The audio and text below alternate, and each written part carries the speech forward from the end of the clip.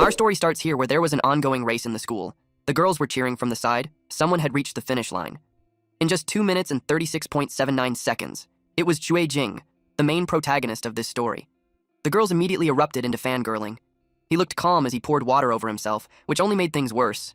The girls couldn't help but squeal even louder. One girl walked up and offered him a towel to wipe off his sweat. She looked unreasonably happy when he accepted it. While drying himself, he checked the system panel. He gained plus 20 running experience, and his running skill reached level 3 with 258 over 800 experience points.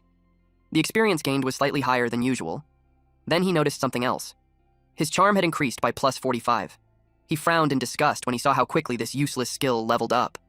Suddenly, a ball was thrown at him. He blocked it with his palm. Someone had thrown it on purpose, though he had no idea why. Judging by the guy's expression, the reason was probably standing right behind him. Shui Jing's friend walked over and asked what happened. He also asked if Jing knew the guy. His friend was Li Gei, and he stiffened the moment he recognized him. It was the school tyrant, Pei Yu Guang. Li Gei immediately asked why Jing had to butt heads with him. He sighed and assumed it was because of a woman again. He told Jing to just accept one and save himself from drawing aggro from the entire school. But Jing had no interest in that. Li Gei pointed out that even if Jing didn't, the men around him clearly did. He also warned him that Yu Guang wasn't someone to mess with and asked what he planned to do. Jing answered that he would just work out. Li Gei nearly yelled that working out was useless and that Jing had to practice martial arts instead. It might be useless for others, but Jing was different. 1 month ago, he had inexplicably arrived in a world almost identical to Earth. Along with him came a translucent panel, and effort here actually paid off. His hard work was never wasted. As long as he practiced enough, he could activate the corresponding skills. He met the conditions and unlocked the skill, aiming, at level 1. Although daily training brought him huge benefits, the consumption was also massive. And when he opened the fridge, it was completely empty. He wasn't working this hard just to look cool. The place he lived in was called the 5th Metropolitan Circle. Since it was a circle, there was an inner area and an outer area. The farther out you went, the poorer and more desolate it became. The farther in, the more prosperous and noble. He still had half a year before graduation. He could either fight his way into the inner circle or stay poor for the rest of his life. It was time to make a choice. Jing went out to buy groceries, and the total bill came out to 210. It made him go pale, and he decided to take a few items out of his cart to stay within budget. He couldn't believe that 5 eggs cost 30. He muttered that this was just insane. While walking through a dark alley, something suddenly jumped out. It was a stray cat. It landed right in front of him like a professional scammer blocking the road. But then he noticed the scars. The cat was covered in injuries, as if it had recently lost a fight. Then the cat spoke, complaining that it never expected the world of stray cats to be this cruel. Jing froze, mostly because the cat had just spoken. He wondered what on earth was wrong with this cat. Then he noticed the rings on its tail. When he touched it, the system detected a divine substance. He absorbed the divinity. The planet he was on was called Earth Star, a world also known as Zhu Xia. 287 years ago, God died. On that day, all humans on Earth Star witnessed the spectacle with their own eyes. They rejoiced. When the gods died, humanity finally stood on its own, and Jing would grind his way up until he became a god himself. At Jing's residence, he gave the cat some cat food, but it refused to eat it. In fact, it looked at the bowl with clear disdain. Jing was annoyed. He couldn't believe this stray cat wouldn't even touch it. Then he remembered something important. This cat could talk. He realized it wasn't just a cat. He headed to the kitchen and started cooking. As he worked, he gained plus 20 cooking experience. He chopped vegetables and cooked everything over high heat. Soon, he placed a green pepper and shredded pork rice bowl in front of the cat. The moment the cat saw it, it started drooling. It ate happily. Jing wore a smug expression, satisfied that he had been right. He realized the reason it could speak human language was simple. It wasn't a cat at all. It was a human who had turned into a cat. And as for the reason, he suspected it had something to do with the rings on its tail. Suddenly, the system notified him that divinity absorption was complete. The divine skill, Twin Life, was inactive, but required divinity for activation. 525 over 50. He had met the conditions, and the system asked if he wanted to activate it. There was no need to think twice. He clicked yes. The screen glowed brightly before notifying him that the skill Twin Life had been successfully activated. Jing frowned, unsure what it actually did. The passive effect of Twin Life granted him 2 lives. After death, he could choose a resurrection time within 7 days. The cooldown was 3 months. He stared at the panel in disbelief. This was basically resurrection armor. If the passive effect was already this powerful, then the active skill had to be ridiculous. Unfortunately, the active skill was still locked. It required divinity to unlock, and he was only at 25 out of 500. Jing glanced at the cat and briefly considered draining the rest of its divinity. But when he looked closer, he noticed how badly injured it was. That made him hesitate. Continuing to drain it now would be downright inhumane. So he decided to find another way. Still, he couldn't just let the cat go. He planned to head out first and search for clues related to divinity, and see what the cat would do while he was gone. The cat was left alone at home, with a camera watching it, in the outer ring. For people in the outer ring to enter the inner ring, the difficulty was absurdly high. Even if they managed to get in, they had to pay an exorbitant fee, often enough to bankrupt a small, wealthy family. Even so, countless people still rushed toward it, but what most people didn't know was that there was another way. If one could become a martial artist, all problems would be solved. While Jing was walking through a dark alley, a man holding a metal bat appeared in front of him. Jing calmly asked if there was a problem. The bald man turned to the blonde one and asked if this was the person their big brother Yu Guang had his eye on. They warned Jing that he was dead meat. Jing could only sigh. In the blink of an eye, the bald man collapsed. Everyone froze. They didn't even see Jing move. The blonde man was struck next. Then the third man was hit squarely on the forehead. Jing hadn't even stepped forward. He was just throwing pebbles. Combined with his skill, aiming. The men groaned in pain as they finally realized that Jing wasn't as harmless as he looked, but one of them still charged at him. Jing's eyes activated. When the man swung his punch, Jing dodged just in time. It was a good thing he did, because the punch smashed the ground where he had been standing. That wasn't brute force. That was martial arts. The man grew irritated that this brat was so agile. Jing, on the other hand, felt relieved. If Yu Guang knew martial arts, that saved him the trouble of looking for someone to ask. He stepped forward and told the man to explain everything he knew. Otherwise, Jing wouldn't show mercy. The next thing we knew was that Yu Guang was slammed onto the ground. He trembled as he promised to submit everything he knew. Jing grinned. He had thought this guy was tough, but after all that buildup, it turned out he only had one move. Yu Guang kept throwing punches. Jing quickly realized that after all this time, that really was his only move. Still, thanks to him, Jing met the conditions and activated the skill, fighting. Aiming didn't just sharpen his dynamic vision, it also improved the accuracy of his punches. Dealing with a martial artist at Yu Guang's level was more than enough. Before long, Yu Guang was begging him to stop hitting him. Jing asked what kind of move that punch was. Yu Guang nervously explained that it wasn't a move at all, but inner force. It was the act of gathering energy from the entire body and releasing it outward through a technique. Jing asked how to train it. Yu Guang admitted that he had only learned the basics and couldn't explain it clearly. Jing grabbed his collar and called him pathetic. He brought up the rumors about Yu Guang, how he smoked, drank, permed his hair, committed arson, murder, and even breakdanced. It made Jing doubt how someone that ruthless could submit so easily. Yu Guang hurriedly explained that those were all rumors. He needed them to build an image. If they were true, there was no way he'd still be in school.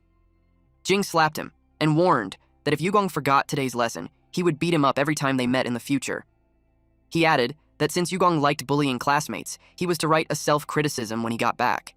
Then he had to recite it 10 times in front of the class during morning reading tomorrow. One of his lackeys was to record it so Jing could check later. Yu Guang's face was swollen, tears dripping down as he swore he would obey everything Jing said. When Jing moved again, Yu Guang thought another beating was coming and screamed at him not to hit him anymore. But Jing only reached down and took his phone. He pulled up the dojo's address. Since Yu Guang couldn't explain inner force properly, Jing decided he would go there himself and ask. That night, at the city inner ring, Jing followed the map exactly. The system told him to turn right in 120 meters. The system notified him that he had experienced a battle. He gained plus 109 fitness points and plus 50 aiming experience. He felt refreshed, earning plus 33 health preservation. He also met the conditions to unlock the fighting skill. On top of that, he gained plus 68 battle experience. His stats updated. Fitness reached level 2 with 431 over 500 points. Health preservation reached level 1 with 269 over 300 points. Cooking was level 2 with 279 over 500 points. Running hit level 3 with 502 over 800 points. Charm stood at level 2 with 398 over 500 points. Aiming reached level 1 with 208 over 300 points. And fighting unlocked at level 1 with 68 over 300 points. Normally, grinding hard at the gym for an hour only raised fitness by around 200 points. This single, not-so-tough fight gave him far more than regular exercise, and even unlocked a new skill. He quickly realized something important. If he wanted to grow fast, he'd need to pick fights more often. Soon, he arrived at the Golden Wind Dojo. At first glance, the dojo looked surprisingly nice. He stepped inside and said he was there to visit. The staff immediately shushed him. The master was teaching a class. He turned to look. The master was instructing 5 students. He explained that the breathing method was the foundation of martial arts. By controlling breathing, one could activate the force within the body. Only when qi fully circulated could someone be considered truly initiated. Jing's eyes lit up. This introductory cultivation method was exactly what he had been looking for. He leaned closer and whispered to the staff, asking if he could join. She blushed when he got close. She clearly found him handsome. She told him he could join, but warned him not to force himself. From that brief exchange, his charm gained plus 30 experience points. He thanked her and walked over to an empty cushion. He listened closely as the master spoke. The staff watched nervously, unsure if Jing could handle it since this was his first exposure to martial arts. They were instructed to inhale as deeply as possible and then hold their breath. The staff silently hoped at least one student would succeed. Otherwise, the master would blame her for wasting his time. When the master counted to 37, several students had already given up. Others' faces twisted as they struggled to hold on. She felt disappointed when even Kui Jingyuan, the one she had the most hope for, finally gave in. The master's expression darkened as he walked toward her. She hurriedly begged him for a few more days, promising she would find a suitable disciple. But to her shock, he walked straight past her. He told her to stay quiet. There was still a child holding on. He stopped in front of Jing. Only then did Jing realize the truth. The breathing method sounded simple, but it was brutally difficult. Massive amounts of oxygen surged into his lungs. Without strong lung capacity, one wouldn't even qualify to practice. Inside his body, true qi expanded nonstop, swelling as if it were about to burst. The time was up. Jing slowly exhaled. The system notified him that he had activated the skill Inner Force, now at 69/200. When he opened his eyes, the master and the staff were already crowded around him. They asked how he felt and whether he had any discomfort anywhere. He answered honestly. On the contrary, he felt refreshed. The staff asked for his name and then asked if he wanted to join the Golden Wind Dojo. Suddenly, the glass window shattered. Something burst inside. It was a large, flying insect, and it instantly devoured one of the students. Everyone froze in horror. No one could even understand what they were seeing. The master reacted first. He opened the door and shouted for everyone to leave immediately. He called for the staff member, Zhang, to help maintain order. Blood sprayed everywhere. The monster turned its attention to her next. Jing didn't hesitate. He rushed forward to save her. They crashed to the ground together. Pinned beneath him, she strangely felt relieved and a little happy. She even wanted to be pinned down by our boy forever. Jing's charm increased by plus 20 points. In that moment, he remembered what Yugang had once said. Inner Force gathers energy from every part of the body, then releases it outward through a single move. This was the perfect chance to test it. So Jing did. The large beetle-like monster rushed straight at Jing. He punched it in the head. The impact released a violent wave of wind. Jing hoped this thing wasn't like a cockroach, able to withstand hundreds of times its own body weight. If it was, then brute force wouldn't work. He needed to concentrate all his strength into a single point. He adjusted instantly. The next strike crushed its outer shell. The system notified him that he had activated Inch Force, now at 80/200. The monster was blasted backward, hissing loudly. Its blood splattered across the room. Only then did Jing realize the truth. It looked terrifying, but it was far weaker than it appeared. Zhang stared at him in shock. The master, however, looked worried. Jing had only just grasped Qi Force, yet he had released an enormous amount all at once. His body wouldn't be able to handle that kind of strain. The monster steadied itself and let out another furious hiss. Jing could tell. It still wanted to fight. He calmly declared that the outcome wouldn't change, no matter how many times it tried. Qi surged through his meridians and gathered in his arm. Pain followed immediately. His chest tightened and he suddenly coughed up blood. Something was wrong. The monster charged again. That was when Jing realized he had pushed himself too far. Alarm shot through him as he watched it close the distance. Then, unexpectedly, someone struck. In a single flash, the monster's body was cut clean in half. Jing froze in disbelief. A woman stepped forward and introduced herself. She was from the White Raven Squad, captain of Squad 838, codename Void Blade. Her team took control of the area and ordered all unrelated personnel to evacuate immediately. This was the first time Jing had ever heard of the White Raven Squad. To kill that cockroach-like monster in one strike meant only one thing. The people in this organization were terrifyingly strong. Voidblade glanced at Jing and quickly assessed him. He looked only 17 or 18, yet he had managed to injure the monster so badly, using nothing but his bare hands. On top of that, she found him very handsome. She began searching for a reason to recruit him. She walked over and handed him a note. On Sunday afternoon at 5 o'clock, she wanted him to go to the address written there. She promised she would tell him what he wanted to know. Jing accepted the paper. Written on it were the words, Qingcheng Library, 7th floor. Outside the dojo, Zhang hurried over and asked Jing if he was okay. She fussed over him, insisting on taking him to her house. When she realized what she said, she changed it to the hospital for a checkup. He reassured her that he was fine. He thanked her for allowing him to visit the dojo. After that, he left. She called out, telling him to come back tomorrow. But the master quietly shook his head. He felt it was unlikely. For a child to display that level of strength upon first contact with the chi, a small dojo like theirs simply couldn't hold someone like him. As Jing walked down the street, the system kept sending notifications. He gained plus 29 fitness experience, plus 89 health preservation experience, and plus 50 charm. He also earned plus 98 fighting experience, bringing fighting to 166 over 300. He met the conditions to activate Inch Force. Inch Force was simple in concept. Gather ki into a single point, then accelerate it to maximum speed within the shortest distance. Used properly, even the toughest defense could be shattered. Jing wanted to experience it one more time. He tried activating it again. Instantly, nausea hit him. He remembered the master scolding him earlier for abusing chi like that. Jing decided not to court death. He would rest properly and see how things went tomorrow. After learning about the White Raven Squad and that cockroach-like monster, he couldn't stop wondering how many secrets the world was hiding from him. In the end, he decided to visit the address on the weekend.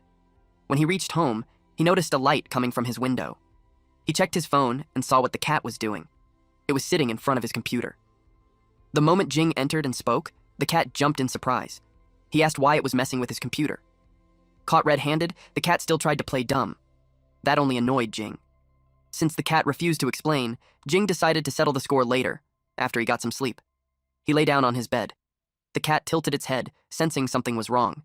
It caught the smell of blood on him. Did he get into a fight? That thought instantly annoyed the cat. She had already claimed him. Who would dare bully what was hers? She jumped onto Jing's stomach and demanded to know what happened. She told him to speak up. No matter who it was, she, Ning Fengna, leader of the dragon sect, would seek justice for him. Jing calmly confirmed something first. So, it really could talk. He admitted that he had always known it was human, but he was exhausted. They could talk after he slept. And, just like that, he was out. Fengna yelled at him furious, telling him to at least explain before falling asleep. The next day, Jing's stamina had fully recovered. They chatted over a meal. Fengna learned that he hadn't been beaten by anyone. He had defeated a monster instead. Jing confirmed it with a nod. She frowned. She had never heard of monsters roaming freely into the city. Jing reached out and patted her head. He thanked her for worrying about him. She instantly blushed when he called her by name. Putting on a tough front, she told him he wasn't allowed to address her so casually. He had to call her respectfully. As the sect leader, she demanded he call her Lord Na-Air instead. Jing went along with it. Since she could speak, he finally brought up something else. He wanted an explanation for what she had been doing in the video on his computer. Her eyes widened. Cold sweat broke out as she froze in place. The thing on Fengna's tail was called a cattail ring, a type of god relic. She was looking up information about it. He reached out and touched her tail. She shrieked. 287 years ago, God died. It was said that the golden specks of light left behind were god relics. He had only heard stories about them before, but now he was seeing one with his own eyes. Now he finally understood how it could absorb divinity. She asked him how long he planned to keep pinching her tail. He felt a little embarrassed and pulled his hand back. He asked if she was searching for instructions on how to use it. She said she didn't want to use it. She wanted to take it off. She explained that the Dragon Sect was the largest gang in Qingcheng. They didn't just control entertainment venues. They also worked with martial arts halls to run drug businesses. Their growth had been too fast, and it attracted jealousy. She had been attacked inside her own villa. Someone put that thing on her, and she turned into a cat. By the time she barely managed to escape, the Dragon Sect had already fallen into someone else's hands. She could only return to her human form if the ring was removed. And she wanted those people dead. He asked what she planned to do next. He said that if the answer couldn't be found online, the library was probably a dead end too. She told him she already had a plan. That plan was for him to train in martial arts and become strong. He asked what that had to do with removing the ring. She explained that once he became strong, different organizations would come looking for him. And among them, there might be a god relic holder. By following those connections, they could eventually find a way to remove the cattail ring. He grinned when he heard that people would come knocking on his door. Because of that, she planned to introduce him to the best dojo. She asked if he had heard of Hidden Dragon Dojo. He said yes. Back when he wanted to learn martial arts, he had checked the tuition fees of every dojo in Qingcheng. Hidden Dragon Dojo was the most expensive of them all. But that wasn't what he remembered most. What he remembered was the overwhelming number of bad reviews. She scoffed and said those people were trash. They couldn't endure hardship, so of course they failed. She added that among true martial artists, no one looked down on Hidden Dragon Dojo. He asked how he could get in. She said the answer was simple: follow the rules of the Jianghu. Storm the dojo. He stared at her in disbelief and asked if they would really accept him after he smashed the place up. She looked at him like he was hopeless and said dojo storming was just an interview. Disciples were divided into ranks, some paid to enter, but even if they trained seriously, it meant nothing without talent. Others had talent but lacked real strength. If it took 10 or 8 years just to become capable, that was useless, too. On the path of martial arts, mindset mattered most. Only someone with an invincible spirit could throw an invincible punch. Dojo storming was a way to recommend oneself, and the best way to prove that spirit. She told him to go tomorrow. She still had some things to take care of. The next day, a disciple welcomed Jing at the entrance of the Hidden Dragon Dojo. They shook hands, but the man suddenly tightened his grip. Jing felt the pressure and assumed it was a test. Since it was a test, he decided to take it seriously. He squeezed back with full force. The man yelped in pain and started whining that his hand was about to break. Other students quickly gathered around and burst out laughing. They told Jing not to take it personally. Apparently, that guy was a martial arts fanatic who tried to spar with everyone he met, and lost almost every time. The man's face turned red as his loudmouthed classmates exposed him. Only then did Jing realize the guy was just a random passerby. At that moment, the crowd suddenly parted. The old dojo master was approaching, along with several direct disciples. The students were stunned. Even the old master had come out, along with direct disciples who rarely showed their faces. Some whispered nervously, wondering if something big had happened, or if the dojo was about to shut down. The old dojo master was Meng Boshang. He sat in a wheelchair with a black cat resting beside him. Pushing the wheelchair was a petite woman named Zhu Shanying. To his left stood a green-haired man, Chen Fuguang. To his right was a tall man named Li Qi. Behind them was a woman named Meng Qingjiao. Jing froze. Fengna was there. The dojo master raised his hand, and the chatter instantly died down. He looked at Jing and asked if he had come for a dojo storming. Fengna gave Jing a quick wink. Our MC glanced at her and commented that she wasn't bad. The old master chuckled. It had been a long time since anyone dared to storm his dojo. He asked Jing if he believed he was qualified. Jing answered honestly. If he was asked that way, he didn't really know. From what he could tell, the combat levels here didn't seem that high. Boshang decided to ask him a few questions. First was his name. Jing answered, then his age, 17. More questions followed. The longer it went on, the more nervous Jing became. The questions were starting to feel strange. So strange that it felt less like an interview and more like a marriage inquiry. The dojo master laughed and told him not to be nervous. It was only natural to ask these things when meeting a future son-in-law. Jing leaned closer to Fengna and whispered, asking what was going on. She whispered back that she had no idea either. Zhu Shanying spoke up and addressed the dojo master as grandfather. She said that, qualified or not, they still had to fight first. She looked at Jing and told him she would go easy on him. Jing nodded. He was ready. The disciples were stunned. Their little senior sister was actually stepping in herself. In their eyes, the kid was finished. Fengna puffed out her cheeks and complained that they were still fighting when it had already turned into a marriage interview. Shannying warned him to be careful. Fengna felt a spike of worry for him. A target marker appeared. Shannying threw a punch, but Jing dodged it cleanly. He immediately grabbed her wrist and flipped her onto the ground. The impact left her dizzy. Fu Guang narrowed his eyes and commented that Jing's dynamic vision and grappling position were very precise. He said Jing's movements reminded him of his own style when he was younger. Boshang laughed happily. He praised Fengna for finding such a good seedling for an old man like him. Fengna replied proudly that it was only natural, though deep down she had been nervous for Jing just moments ago. Jing turned to the dojo master and asked if his storming was considered successful. At the same time, the system notified him that he had experienced a battle where the weak defeated the strong.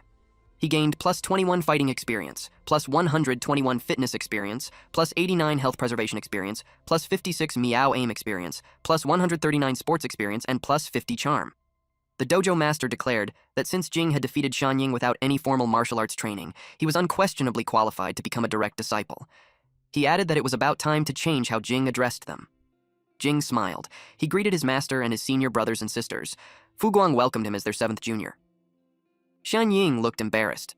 She introduced herself properly and said she had underestimated him. She warned him not to get arrogant just because he won once. That was when Jing learned she had been the youngest direct disciple before he arrived. He thanked her for the guidance, and she responded with a scoff. A woman walked over and addressed him as Young Master Shui, offering to guide him through the procedures. Jing was confused and asked why he was being called that. Boshang explained that a direct disciple should never be looked down upon. From that day on, Jing was nominally an inner ring resident, so calling him Young Master was only proper. Jing asked if they could change the title. It made him uncomfortable. She suggested calling him Master Jing instead. Jing sighed and agreed. At the lounge, Jing sat on the sofa while Fengna rested comfortably on his lap. He told her that dojo storming wasn't as difficult as she made it sound. After all, Shanying went down in a single move. Fengna shook her head and said he was wrong. Shanying was actually much stronger than him. Martial arts wasn't about comparing numbers alone. Mood, condition, intelligence, decision-making, and even luck could all decide victory or defeat. Jing thought it over and realized that Shanying had underestimated her opponent. Fengna agreed. If that girl had been even a little cautious and waited for Jing to make the first move, the outcome would have been very different. But a win was still a win, and there was nothing more to argue. Jing admitted that luck played a big role and that he needed much more practice. He then asked where she went the night before. He wondered if she stayed at the dojo overnight. Fengna replied that to squeeze someone in, she had to go say hello to Grandpa Li. Jing asked why she called him that. She casually explained that Grandpa Li almost cuckolded her grandfather back in the day. Jing froze. So, he was basically a male mistress. A staff member soon handed Jing an identity authentication card and told him that starting tomorrow, he could enter by swiping it at the access control. Jing thanked her. The system notified him that he gained plus 20 charm. The next day, word spread the kid had trained through the entire night. They were talking about Jing. All were shocked by how strong he was.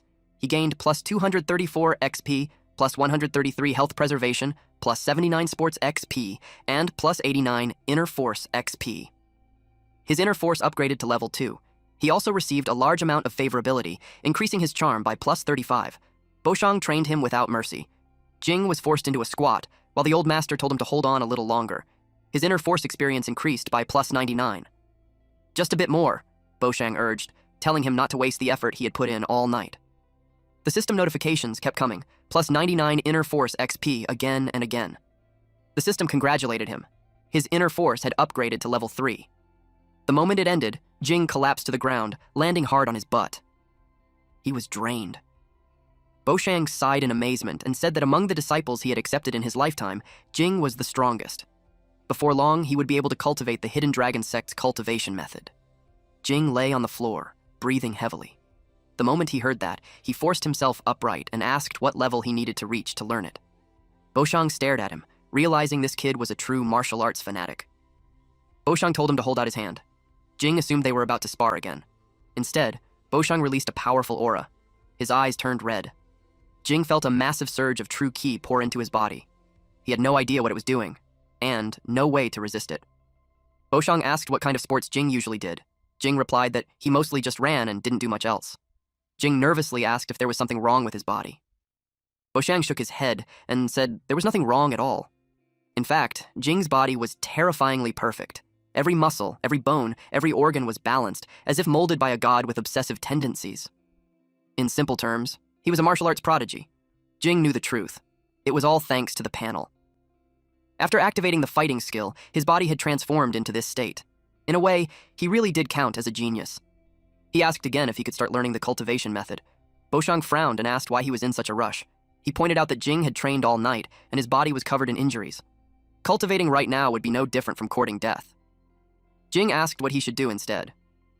Boshang told him to head to the lounge first. He would have someone send over the sleeping dragon ointment shortly. That night, someone knocked on Jing's door. It was Shanying. She had come to treat his injuries. Jing froze. He couldn't help but wonder why it was her, and whether she was here for revenge. Shanying told him to take off his shirt. Jing did as told. When she saw his upper body, her eyes lit up slightly. He was more built than she expected. and the reaction made him feel a little flattered. She told him to lie down. The system notified him of plus 45 charm. She ordered him to behave, lie still, and not move. She began applying the medicine to his body. Jing told her to wait. He honestly couldn't tell what she was trying to do. The way she moved made it feel like she was deliberately teasing him. She leaned in close as she spread the ointment across his chest. While she was on it, she revealed that she was actually competitive. His face heated up, but he noticed that despite everything, his self-control was still holding. While she's on top of him, she asked why he wasn't saying anything. Jing replied calmly that it was fine as long as she was happy. After a moment, she admitted that losing to him had been her own carelessness. Even so, she had felt unwilling and decided to use this chance to tease him a little in return. The system notified another plus 45 charm. She said she hoped he wouldn't be angry with her. Jing's charm kept increasing, but his expression looked stiff. He explained that he wasn't angry, he was just in some pain, and it wasn't a big deal. She said the upper body was done and suggested that he take off his pants next. When she reached for them, Jing quickly grabbed her hand and told her he would do it himself. She giggled, saying she had only been messing with him. Seeing him panic like that was amusing. She handed him the ointment and said she'd leave the rest to him. Then, she turned around and left. He performed a session of hibernating dragon technique stance training and earned plus 98 fitness experience. Several identical system windows popped up one after another. Jing walked down the street afterward, his whole body aching. He muttered that it was terrifying. He almost felt dismantled by that woman.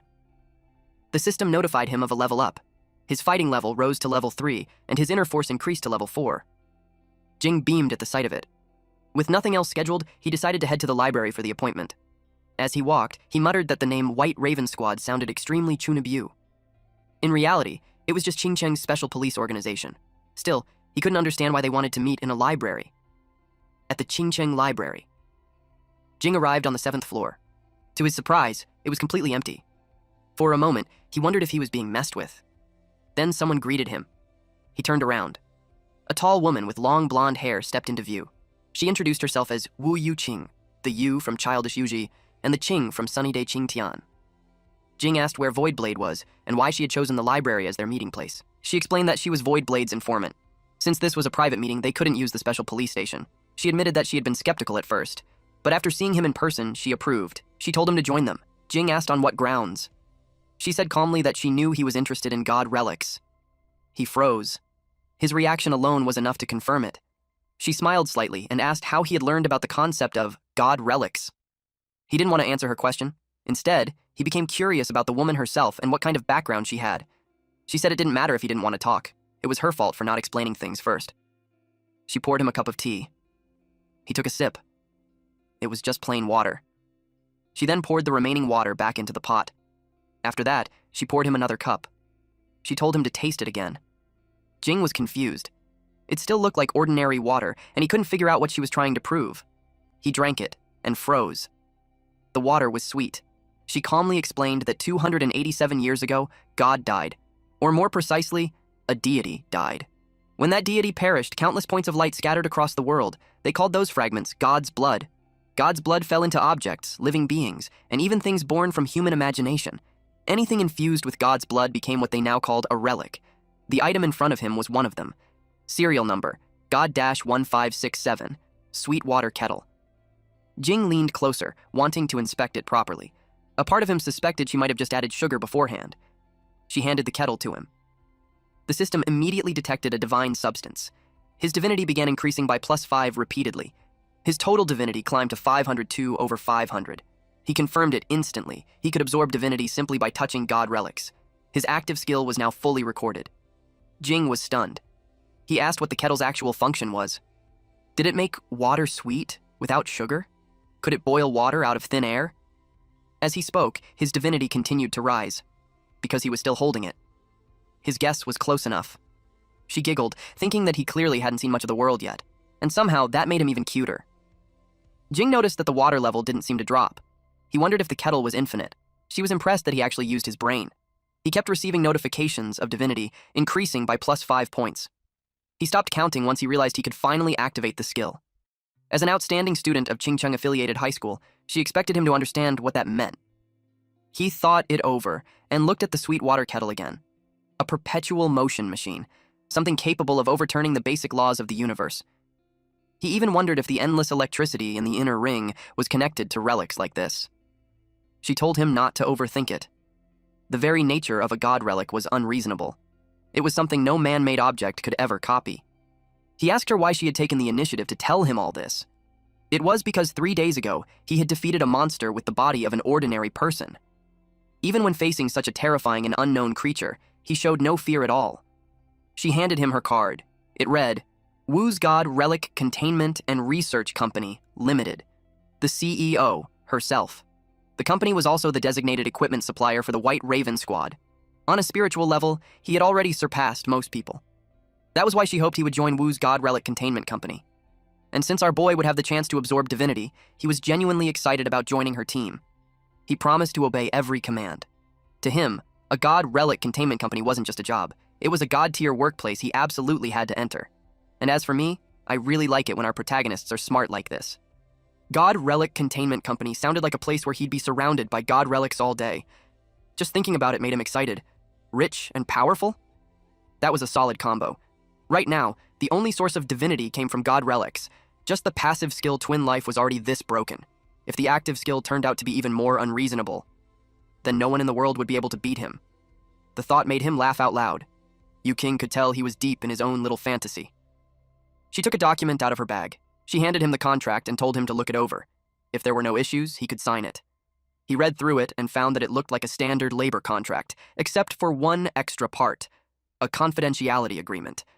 There was also a clause stating that the job involved a dangerous special field related to god relics, meaning serious risks. If he became disabled or died during work, the company would pay his family $5 million to cover medical fees, funeral costs, and other expenses. But there was a condition.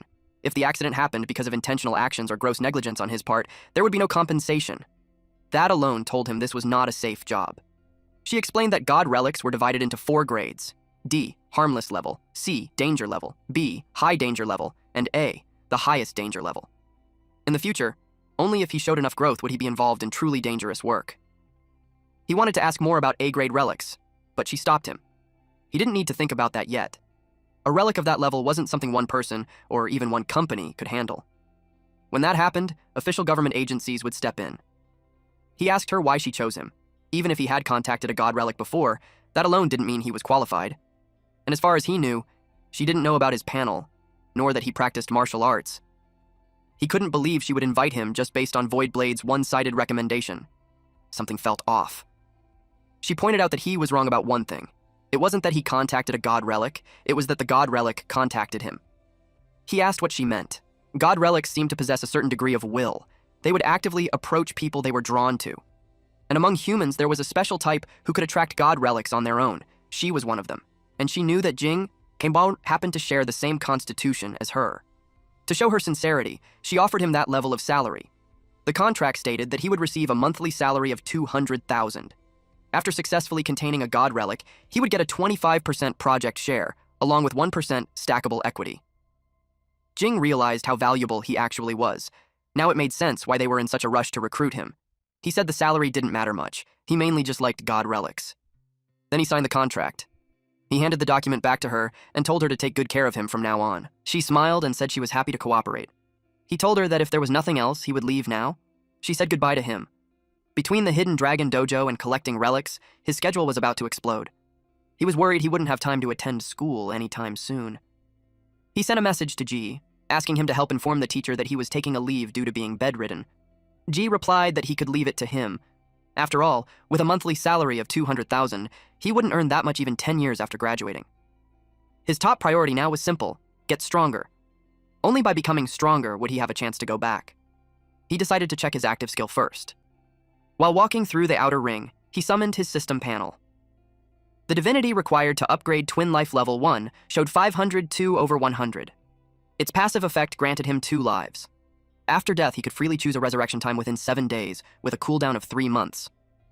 The active skill was no longer locked. The unlock requirement was 502/500, which he had already met. The system asked if he wanted to activate Twin Life, and he chose yes. Now, for every level, he could designate one ability related to his physical body. When activated, that ability would produce a double effect.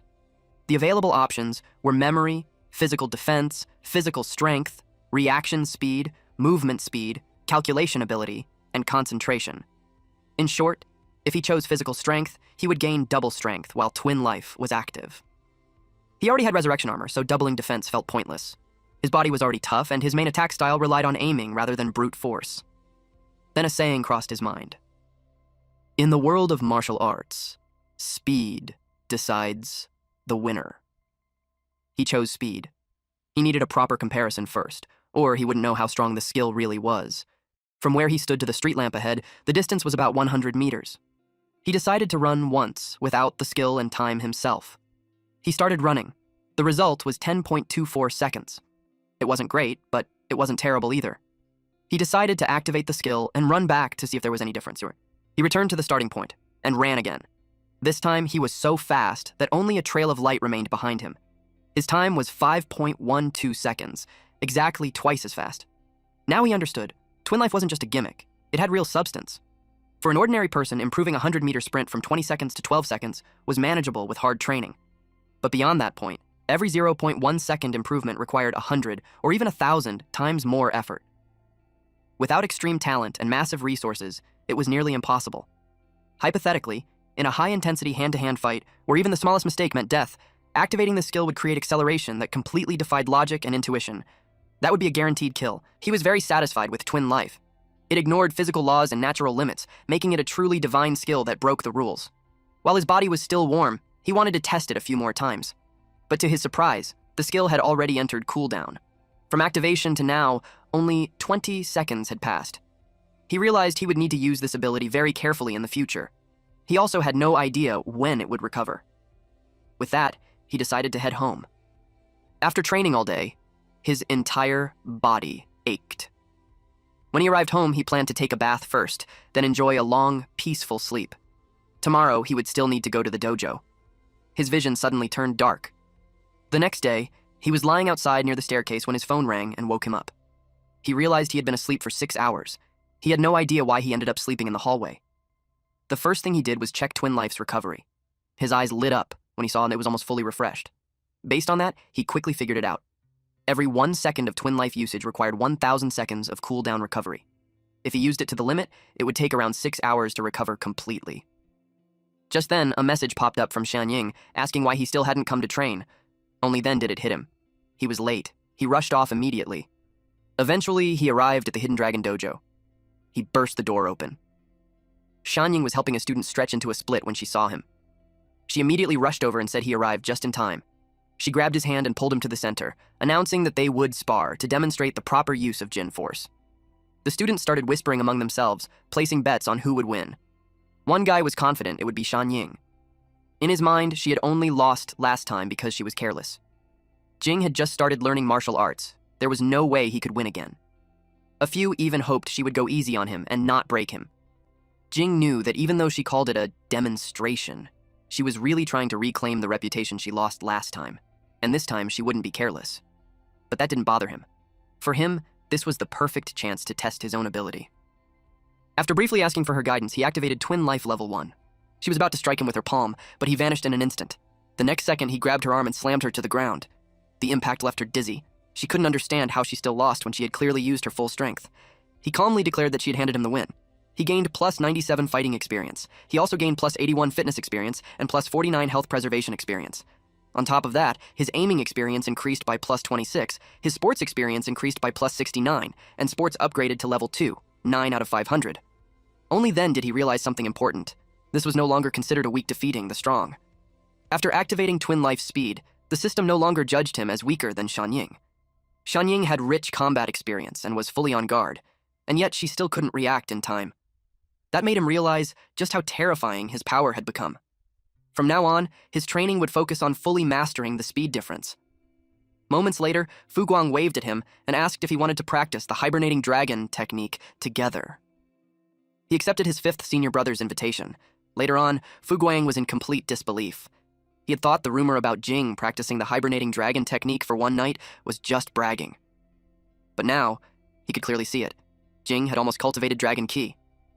When Fu Guang first practiced the technique, he could only last half an hour. The comparison felt ridiculous. Still, he explained something important. In the martial arts world, there was a legendary ultimate physical state called the treasure body. It meant refining one's physical body into a true treasure. In that state, the body would reach 5 kinds of perfection: muscles holding dragons and elephants, iron tree coiling tendons, skin blooming glazed glass, indestructible jade bones, and blood dripping molten gold. Muscles holding dragons and elephants meant muscles so powerful they seemed to house water dragons within them. Iron tree coiling tendons referred to tendons as tough and rooted as an iron tree. Skin blooming glazed glass meant skin that was flawless and leak-proof like polished glass. Indestructible jade bones meant bones refined into immortal jade that could not be broken. And blood-dripping molten gold referred to a state where, when qi was activated, the blood boiled like volcanic magma. Fu Guang admitted that it was only a myth. No one had ever truly achieved it. Deep down, Jing felt differently. Just because others couldn't do it didn't mean it was impossible for him. The thought sparked something inside him. He wanted to become a martial arts myth himself. Suddenly, someone burst in through the window. Fu Guang was completely spooked by what his eldest senior brother had just done. Glass shards scattered everywhere. Fu Guang quickly introduced Jing to the man. He explained that this was the dojo's strongest eldest senior brother, Boshang. He also had plenty of quirks. The system informed Jing that Qi didn't like talking, was a muscle maniac, feared trouble, believed force was supreme, was obsessively protective of his wife, and hated using the front door. Fu Guang added that Boshang preferred entering by breaking windows. When Jing looked at the shattered window, his eyes widened. He couldn't believe that Boshang had jumped from the ground all the way to the highest floor. Jing couldn't help but wonder how much strength that required. Fu Guang asked their eldest senior brother if he'd come looking for him. Qi merely waved his hand, and Fu Guang instantly understood. Fu Guang told Jing that he had some matters to take care of and would be leaving first. Before going, he reminded him of one crucial thing. The essence of the hibernating dragon technique was force delivery and shaping. Then he left by jumping straight out the window. Only then did Jing realize something. Lately, he had been focused only on increasing the quantity of qi, never once thinking about shaping it. With a new idea forming, he began trying to combine it with his aiming ability. 3 hours later, he took a deep breath in. He continued meditating until his veins bulged from the strain. Then, he flicked his finger. The force exploded outward, sending a shockwave through the air. He realized it was far more impressive than launching roadside pebbles. Someone arrived, clapping slowly. It was the dojo master. He hadn't expected that. On top of Jing's outstanding physical talent, he also possessed such remarkable talent in sports. He handed Jing a pill and told him to eat it. Jing accepted it, and without hesitation, placed it in his mouth. The dojo master then told him to look at him. Jing felt something strange. It was as if he were floating into nothingness. He couldn't tell where he was anymore or what the master had done to him. The pill began to glow. It transformed into a golden dragon, and Jing was instantly alarmed. The dragon slowly opened its eyes. Golden light reflected in Jing's own eyes. Then he saw it. Golden scales began forming on his right arm. Jing had a headache. It felt as if the qi around his body was scurrying in all directions. He wondered if it was because of the pill. He took a deep breath, trying to calm the qi first. He activated the hibernating dragon technique and held his breath. Deep within his consciousness, a wonderful feeling surfaced. At the same time, all his distracting thoughts appeared. The dragon stood right in front of him. He focused on cultivation, and the dragon's body slowly wrapped around him. Soon, golden light flooded everything as he fused with the dragon. His body transformed, covered in dragon scales. His eyes also changed, becoming like a dragon's. He met the conditions and activated the skill Visualization. Visualization level 1. 0. Over 300. Eventually, he opened his eyes. He was shocked to find himself back in his real physical body. The master explained that if he hadn't returned in time, his qi would have been completely exhausted. The master said it was incredible that Jing managed to cultivate dragon qi on his very first try. He was genuinely impressed. Jing then asked what dragon qi actually was. The master explained that dragon qi was a type of emotion. When someone was angry, they could strike with extra force. When fighting for survival, their body could feel filled with endless energy. In the hidden dragon style, stimulating emotions was called qi of motion, while controlling emotions was called qi of stillness. If one could combine motion and stillness, success would follow in any endeavor. Jing asked how he should train it. The master smiled, saying Jing had already grasped the essence, but he still told him to think it through on his own. Jing asked if it referred to a state free from distractions. He tried it. Suddenly, he was able to recall everything he had seen and learned in his past life. He even saw a math problem from his college entrance exam. He hadn't studied since then, yet it now felt unbelievably simple. Other pieces of knowledge surfaced as well. Only then did he realize something. He had become smarter. The master replied calmly that this was only a small part of it. Jing noticed that ordinary things could no longer stir his emotions. At the same time, his imagination had grown much stronger. He could now clearly picture a giant dragon in his mind. Even a single mane, strand of hair, or golden scale appeared vivid and sharp. He suddenly had an aha moment. This had to be the true essence of visualization. The master pointed out that talking was useless. Only practice could bring real understanding. Then he told Qingjiao to spar with Jing. She was still eating bread, her face covered in crumbs. The master explained that Qingjiao's control over motion was the strongest among all the disciples. Even her father, Qi, couldn't compare to her. Jing grew curious. Who was stronger, her or the sixth senior sister? Qingjiao stepped into a combat stance. Jing attacked. But before he could even act, he was struck. He froze in disbelief. The master laughed, pointing out that Jing's intentions were far too obvious. Jing couldn't believe she was stronger than his golden finger. He charged again, this time fully determined to win no matter what it took. He kept getting hit. Whether methods were despicable or vicious, didn't matter. In martial arts, the one standing wins, and the one lying down loses. She kicked him hard, blasting him away. Blood dripped from his mouth, yet he still wanted to continue. So they kept going. The sun dipped toward the horizon, but Jing refused to stop. This time he managed to evade her punch. And finally, he landed a blow on her chest. The impact forced her backward. Jing was stunned by the strange sensation left behind on his hand. The master quickly caught Qingjiao, stopping her from crashing into the wall. He announced that training for the day was over. Since Qingjiao was clearly already hungry, continuing the spar would be pointless. He told her to go rest first. Jing asked why the fourth senior sister never spoke. The master explained that something had happened to her when she was young, but he said he would explain it in detail another time. The master then asked how Jing felt and whether the training had been effective. Jing answered honestly. He said he was exhausted. The system notified him that his fitness was at 827 over 2,000, health preservation at 468 over 800, and running at 699 out of 2,000. He added that he had never been this tired in his entire life, but at the same time, he had never felt this happy either. His charm was 66 over 1,200, aiming 567 over 800, fighting 520 over 800, sports 217 over 1,200, and visualization 251 over 300. He realized just how terrifying the fourth senior sister was. Sparring with her for more than 4 hours had boosted his experience by an insane amount. From now on, he planned to cling to her shamelessly. After that, he went back home. He brought Fengna some fried chicken. But she wasn't there. It was already late, which made him wonder where she had gone. Just then, he heard strange noises coming from the bathroom. Jing was puzzled. Fengna hadn't brought any guests back. There was only one pair of shoes at the door. He wondered if she was inside. A bad thought crossed his mind. What if someone had locked her in the bathroom? He remembered her mentioning that she had enemies. That made him anxious. So he rushed into the bathroom, only to find her calmly taking a bath. She panicked and splashed water everywhere. He quickly stopped her and said that if they kept wasting time, the fried chicken was going to get cold. Her eyes instantly lit up. In the end, they decided to bathe together. She sat on his lap while he helped scrub her fur. Between the fried chicken and his help, her mind was completely scattered. The system detected a surge of favorability toward Jing. He gained plus 89 charm. The cattail ring began to glow. She placed a paw on his chest. Jing squinted as the light grew brighter. Slowly, he opened his eyes. The paw had turned into a hand. He froze. Because Fengna had turned human. She still had cat ears and a tail, but the rest of her was clearly human. She panicked, jumped up, and yelled at him not to look, her tail wrapped around his eyes. He told her to calm down. She asked if he was telling the truth. He said he wasn't lying, and told her to get up first so they could talk properly. Suddenly, she felt a strange jolt run through her body. He asked what was wrong. She quickly said it was nothing. Blushing, she asked why she had turned back at a time like this.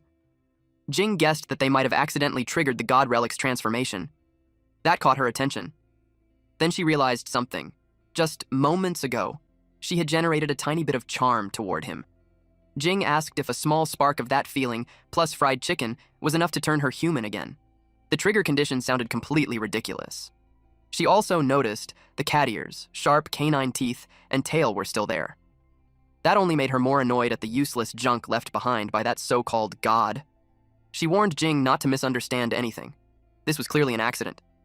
She stopped mid-sentence. She felt something change. She noticed the reaction in his body. Jing sighed and explained that it was an involuntary reaction, not something he could control, but if she didn't move away soon, he really might lose it. She told him she would move her tail away, but he had to keep his eyes closed. He agreed. As she carefully backed up, she slipped and fell. The sudden movement brought them too close, and their sensitive areas touched. Her face turned red like a tomato. The sensation was overwhelming for her. Jing clenched his teeth, holding on to every bit of self-control he had. He told her to move slowly, because if she kept struggling like that, it would be extremely hard for him to endure. She cried and insisted that she didn't do it on purpose. He knew that. He told her to hurry up and get out while he could still control himself, otherwise she wouldn't be able to leave. That completely scared her. She dashed toward the door and slammed it shut behind her. Jing finally relaxed.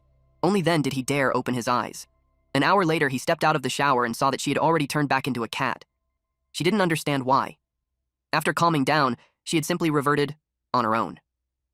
Now, she couldn't turn into a human again, no matter what she tried.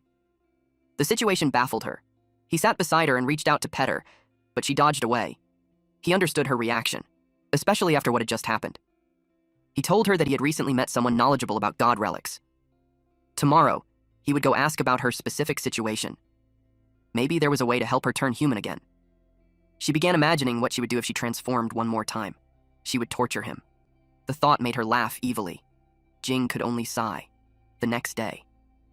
Because Jing slept early and woke up early, his health preservation increased by plus 38 and upgraded to level 3 over 800. Fengna was curled up beside him. Seeing her sleep so peacefully, he couldn't help but smile. He got up when his phone vibrated with a message. It was from Yu Qing. She told him to come quickly. There was work to do. Jing felt relieved. At last, he had work again, at Qingcheng Library. Jing searched for Wu Yuqing. She told him to come quickly, but she wasn't there. He didn't see anyone else, except a girl wearing glasses. Then he noticed something. The girl with the glasses was Yuqing. Her looks changed a bit. Then she removed her glasses. That's when her appearance came back to normal, but it was like they were enhanced. She said his consciousness intensity was quite high. She didn't expect him to find her so fast. He also noticed how alluring she looked. Noticing that, she cleared her throat. Jing, feeling embarrassed, quickly looked away. She told him the glasses were a god relic. God 1280, unremarkable glasses. They lower a person's presence, making them hard to notice. He asked if that was all they could do. When he touched them, the system detected divine substance and he absorbed divinity. Not only that, once the glasses are removed, the suppressed presence erupts at once. The longer someone wears them, the more dazzling they become when they take them off. He felt relieved. He hadn't suddenly turned into an old pervert. It was just the glasses. He asked her about the job. She said she wanted to show him something first. The mission was special, a C-rank containment mission that normally wouldn't be assigned to him. But this god relic, God 11,105, Villainess's Crown of Glory, could continuously amplify the wearer's primal desires. The current wearer was a woman named Lu Heying. Once she saw a handsome man, she couldn't stop herself from wanting to possess him. He realized the glasses were prepared just for him. She said his foundation was already solid. As long as he wore the glasses in advance, the moment he took them off, he would completely detonate Lu Heying's desire. At that point, removing the villainess's crown of glory and restoring her to normal would be easy. The mission would belong to him. His face twisted in disgust when he realized they wanted him to use a honey trap. Still, he admitted the job suited him well. He could drain 2 god relics in one go, and do it safely. The glasses suited him too. He imagined wearing them for 10 years, then taking them off. He pictured himself looking ridiculously cool. He asked if she personally owned the glasses. She said no. She borrowed them from another containment company. He was surprised there were other containment companies. She froze, realizing she wasn't supposed to mention that. He thought their company was the only one in the country, mysterious and high class. She told him he misunderstood. God relic containment companies were special, but if she had to describe them, they were no different from street sweepers. He told her that comparison sounded a bit tragic. She explained that there were thousands of known god relics. They could appear anywhere, at any time. One company couldn't possibly handle them all. On top of that, the job was extremely dangerous. He asked if they worked with other containment companies. She said no. The state outsourced containment work to them. Some companies would do anything for money. If he ran into people from other companies, she warned him to be careful. He said he understood. He told her he wanted to test the effect. She asked what he meant. He took off the glasses. Her heart skipped and her cheeks flushed. The system notified him that he gained plus 19 charm. The effect was confirmed. Very effective. While on the ride. He read through the documents. They were about Lu Huiying. Her activity zone was mostly in the Southern District, a place packed with bars, discos, host clubs, and KTVs. It was a classic underworld big sister hunting ground. According to her profile, Lu Huiying had already carved out territory using the physical buffs from the villainess's crown of glory. She even formed a small gang called the Rose Gang. Every day, she preyed on the locals, draining countless men of their vitality. At the same time, the villainess's crown of glory kept amplifying her desire. The stronger her desire became, the greater the boost to her physical abilities. If no one stopped it, the crown would continue stacking effects without limit. As long as he removed the villainess's crown of glory, she could be restored to normal. The problem was figuring out how to do it cleanly. Moments later, at the Southern District, the driver told the passengers to exit from the rear door. As Jing stepped out, he continued absorbing divinity, 79%. On the same street, a man was being beaten with a bat. The attacker laughed, saying the feeling of doing whatever he wanted was just too good. That woman agreed. She said she loved doing whatever she pleased, and if anyone dared to control her, she'd beat them up. Jing saw her and thought the old woman was way too chunabu. Then it hit him. This was Lu Huiying. An old man told Lu to take care. She asked who said she was leaving. Then she asked where his 2 sons were, since she hadn't seen them today. The man joked that if she wanted a man, he could call one for her. With a sly grin, she said she wanted both. Jing hid in a corner. The moment he realized she was an old hag, he decided he'd rather die than try to seduce her. Some rowdy men showed up. One of them said that with Brother Duan stepping in this time, the crazy woman Lu was as good as dead. Jing saw they were here for revenge. He chose to stay hidden and watch for now. The Razor Gang leader, Duan Kai-ping, shouted at Lu. He said he'd heard she'd been very arrogant lately. Lu Huiying, the Rose Gang leader, asked who he was. One of the beaten men told her it was Duan Kai-ping from the Razor Gang. They blamed Kai-ping for beating them up. She looked him over and said his body was pretty good. She asked if he wanted to play with her. That set him off. He threw a punch, but she dodged it easily. He demanded she return his territory. She kept slipping past his fists. Jing learned that this had once been Razor Gang territory, until Lu's Rose Gang took it. That was how the feud started. To him, this was clearly a gang war. The Razor Gang members rushed in, mocking her for only knowing how to dodge. The Rose Gang jumped in as well. Then one of them was struck in the head by a brick. Lu froze when she saw what happened to her little bao. The man she'd spoken to earlier was the boy's father, and he panicked when he saw his son hurt. That ruined her mood completely. Kai-ping smiled. She was finally serious. He unleashed his real skill. This time his attack landed. She slammed into the wall. Instead of backing down, her eyes lit up. Now she really wanted to trade blows with him. They charged at each other, and the scene exploded into pure chaos. Jing realized this thug named Kai-ping wasn't simple. He flattened his palm into a blade. His hand turned sharp, slicing iron like mud. Even so, Huiying only suffered a shallow scratch. In terms of pure martial skill, Kai-ping was far stronger than her. But she was absurdly tanky. No matter how he struck, he couldn't really hurt her. She managed to land a hit with her bat, and it made him cough up blood. Jing received a notification. Divinity absorption was complete. Movement speed was activated. He could choose between physical strength, physical defense, reaction speed, calculation ability, concentration, and memory. He had chosen speed last time, so this time he paired it with strength. He was curious how strong he'd become after the upgrade. He picked his target and flicked a pebble. It flew like a bullet. When it struck Kai-ping's leg, bone shattered on impact. Jing could tell immediately. This wasn't a small increase at all. Lu looked around, trying to find who attacked. She shouted for him to come out at once. Kai-ping, on the other hand, was furious. He thought she had launched a sneak attack. He decided to retreat. Before leaving, his men warned her that they would come back for revenge. She admitted that those hits actually hurt quite a bit. Jing stepped out of hiding. She asked if he was the one who did it. Jing admitted it was him. She then asked if he had brought a gun. He replied, "Sort of," and assured her he wouldn't use it on her. He could tell at a glance that she had no real fighting method. Anyone could see she had never undergone proper training. So he decided to face her head-on, without ruining his looks. If things went badly, he planned to take off his glasses midway to control her instead. She laughed and said the only place he could deal with her was in bed. Jing closed his eyes and focused. The aura he released startled her. For the first time, she felt that he might actually be very strong. She asked who he was. He answered calmly that his name was Set. Jing activated Twin Life. He moved in a blur. He kicked Lu straight in the torso and slammed her into the ground. The impact shattered the surface beneath her. She barely had time to react before she saw his fist closing in. It struck her face head-on. He followed up with a flurry of punches, each one landing squarely on her face. The final blow sent her crashing deep into the wall. The impact was so heavy that even Jing felt his fist tremble. The noise drew a crowd. People whispered, wondering if a movie was being filmed. Even the wall had collapsed, and some worried Lu had been crushed underneath it. Everyone started to wonder who Jing really was. She stood back up. She was furious at the kid. The crown on her head released, an ominous aura. She told him he had truly pissed her off. Jing, on the other hand, was enjoying the fight. She swore she would smash him into meat paste. She swung her bat, but he slipped past it. He drove his knee into her face. Blood spilled from her nose. But there's this creepy smile on her face even after taking that hit. It's because she grabbed his arm and told him he wouldn't be able to run away now. Then, she froze in shock when he calmly placed a finger on her forehead. Our ultra super duper Giga Chad MC activated his aim and flicked her forehead. The force was ridiculous. She dropped her bat, clutched her face, and screamed that her eyes hurt. Jing remembered his master's words. Despicable or malicious, it didn't matter. As long as you win, any move is valid. Only the one left standing has the right to speak. And not just men. Women had weaknesses, too. Between the thighs. He kicked her there. She groaned and collapsed in pain. While she was crouched down, Jing clasped his hands together and raised them overhead. Then he brought them down with full force on her head, knocking the crown clean off. The impact caved the ground in, and she slammed face first into it. The crown rolled away across the rubble. The Rose Gang members saw everything. Their legs trembled so badly they could barely stand. Jing picked up the villainess's crown of glory. The system detected divine substance and immediately began extracting divinity as he snapped a photo of it. He reported to Yuking that it had been successfully contained. He glanced at Lu and hoped she wouldn't suffocate face down like that.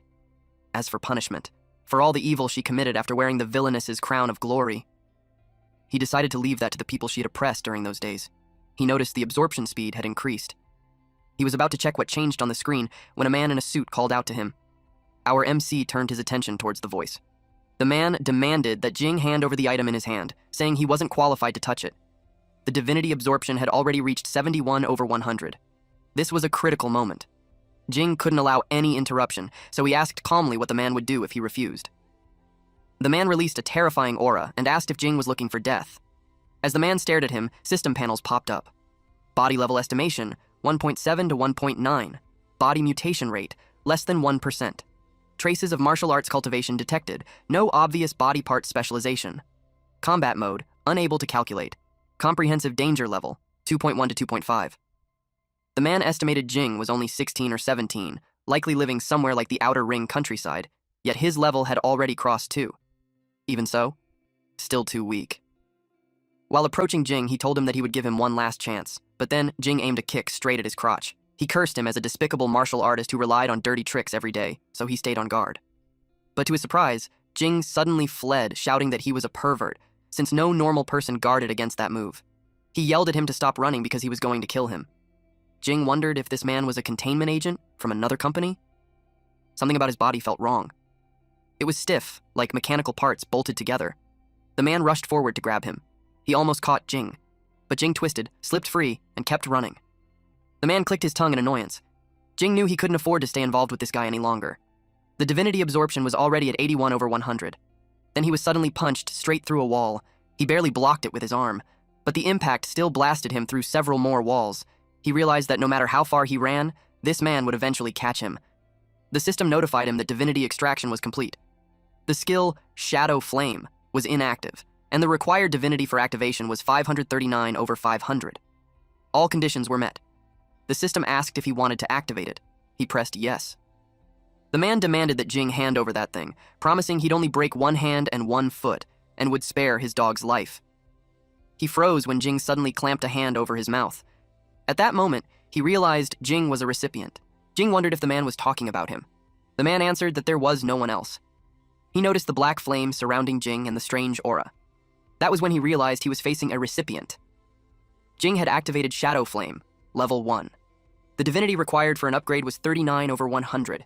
Its effect was simple, turning shadows into tangible shadow flames. The divine avatar remained locked, requiring 2,000 divinity and level 10. He only had 39. Jing noticed that the moment the man saw the black flame, he immediately linked him to the word recipient. Jing didn't understand why, or what a recipient even was. He saw the man trying to flee, but he couldn't let him escape. He hurled black flames at him. The man screamed at him to stay away. Jing still didn't fully understand what was happening. He only moved with intent, and the shadow flames surged forward. It felt like an automatic attack system, similar to floating cannons. The man cursed loudly as the flames rained down on him. Jing stared coldly at him. The flames slipped into the man's nostrils. Jing was startled when the man began screaming in pain from multiple parts of his body. He watched carefully. The man burned, and the sight made Jing vomit. The system notified him that the weak had defeated the strong, rewarding him with plus 452 fighting experience. The notification appeared again, plus 633 fighting experience. Fitness experience increased by plus 422 and plus 558. Fitness was upgraded to level 6 at 28 over 3000. Health preservation upgraded to level 4 at 25 over 1200. Aiming upgraded to level 4 at 102 over 1200. Fighting upgraded to level 4 at 805 over 1200, and sports upgraded to level 5 at 127 over 2000. He inspected the body. With parts of the clothes burned away, he saw metal underneath. Only then did he realize the man's entire body was covered in artificial skin. Its durability was extremely high. After burning for so long, it barely showed damage. If he hadn't destroyed him from the inside just now, killing him would have been far more difficult.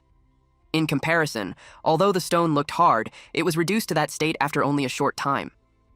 Jing realized that the damage dealt by the black flame seemed to be linked to the target's density. Even so, there were no signs of carbonization on the stone's surface, and it felt cold to the touch. That meant the black flame didn't actually possess the properties of real fire. Suddenly, the black flame covering his body was extinguished. He checked the system, which explained that the black flame was converted from shadows. Now that the surrounding shadows had decreased, the shadow flame had weakened as well. He quickly understood. The larger the area of shadows around him, the more shadow flame he could convert, and the stronger it became. He dispersed his shadow. Jing found it amusing that he was able to use the skill this way without even receiving a prompt. He also had no idea how the cooldown was calculated. For now, he decided not to dwell on it. As for the burned man, he planned to explain everything to Yu Qing first. In the southern district, a man was staring at a large lump of flesh. He gently caressed it, then spoke to Ping Ping, asking if it knew why he had summoned it. It was Kai Ping. He had lost a hand and was wrapped in bandages. Kneeling on the floor, he replied that he knew, because his master had repeatedly warned him not to cause trouble, yet he still did. He was startled when the man in front of him suddenly vanished. In the next instant, the man was gripping his head. The man was furious, questioning why Kai Ping caused trouble even when he knew better. He asked if Kai Ping had grown tired of living. Kai Ping immediately begged his master for forgiveness. The man ordered him to rise. Then he asked whether there was any news about the two they had sent out earlier. Kai Ping replied that they had been destroyed. The man asked if White Raven was responsible. Kai Ping reported that one of them had been injured by a child. That answer irritated the man, which terrified Kai Ping even more. He hurried to explain that the child was Shui Jing, just an ordinary person. The man erupted in anger, demanding how an ordinary person could possibly defeat them. Even if the test subjects were imperfect, they were still not something that ordinary people could defile. He ordered Kai Ping to capture the boy. He would personally feed him to the Great Sky Lodging insect mother. That way she would give birth to more and better children, and one day he would conquer the planet. Jing went to Qingcheng Library. He had caused a huge disaster during the mission, and he had no idea how Yu Qing would handle it. He decided not to dwell on it. Soldiers block enemies, earth blocks water. At worst, he would make amends through future merits. The elevator stopped on the 7th floor. The moment the doors opened, Yu Qing was already bowing. She apologized, saying she hadn't expected things to spiral out of control. Leaving him to face danger alone, she admitted, was a serious dereliction of duty on her part. Jing was completely caught off guard. Yu Qing said she would upgrade the mission to a C+ rank and provide additional compensation. She hoped he could accept it. Jing agreed without hesitation, though inwardly, he was confused. Her reaction was nothing like what he had imagined. As they walked toward the seats, she told him that the identity of the man he killed had been confirmed. The man was Zhu Yingkun, a C-class containment specialist affiliated with Shu's containment company. She had already contacted them, and they claimed it was his personal action and had nothing to do with the company. Jing found that explanation suspicious. Yingkun was a man. Jing couldn't understand why he would need the villainous crown of glory. She took out a map. She said this was exactly what bothered her as well. Shu's containment company was located in the inner ring. Sending someone all the way to the outer ring for a mission made no sense. On the surface, there were no flaws in their statement. Still, she believed there was more to the incident. She told Jing to leave it to her for now and advised him not to get too deeply involved. He understood. He almost forgot to hand over the villainess's crown of glory. He also asked whether she wanted the glasses returned. She told him to keep them. He might still need them for the next mission. Then she said that, compared to everything they had discussed, the strangest part was Ying Kun's autopsy report. Every internal organ in his body had vanished without a trace. She asked if Jing had done it. Shadow Flame was far too dangerous. Even though he didn't fully understand its principles, he decided it was better to keep its secret.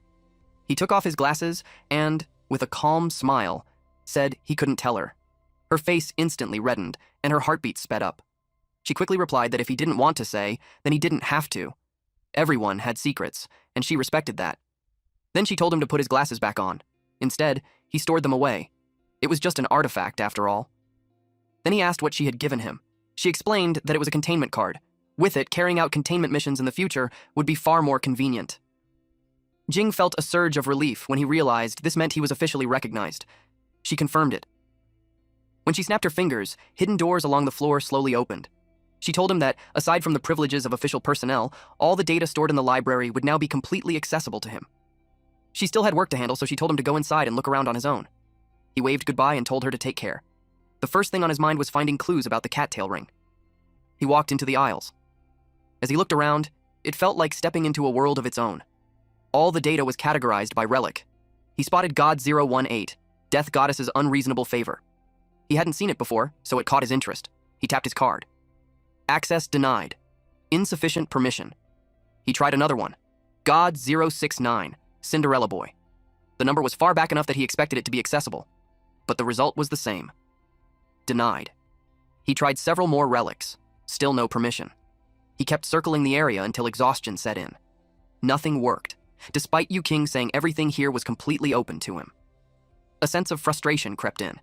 If this was the case, then the cattail ring might also be restricted. Even so, he decided to keep looking. Eventually, he saw it. God 1391, cattail ring. He silently prayed. When he tapped the card, the data opened. He almost sighed in relief. The relic's danger level was listed as B, which did not match the level of C-class containment personnel Sui Jing. Because of that, only the first 2 layers of data were available to him.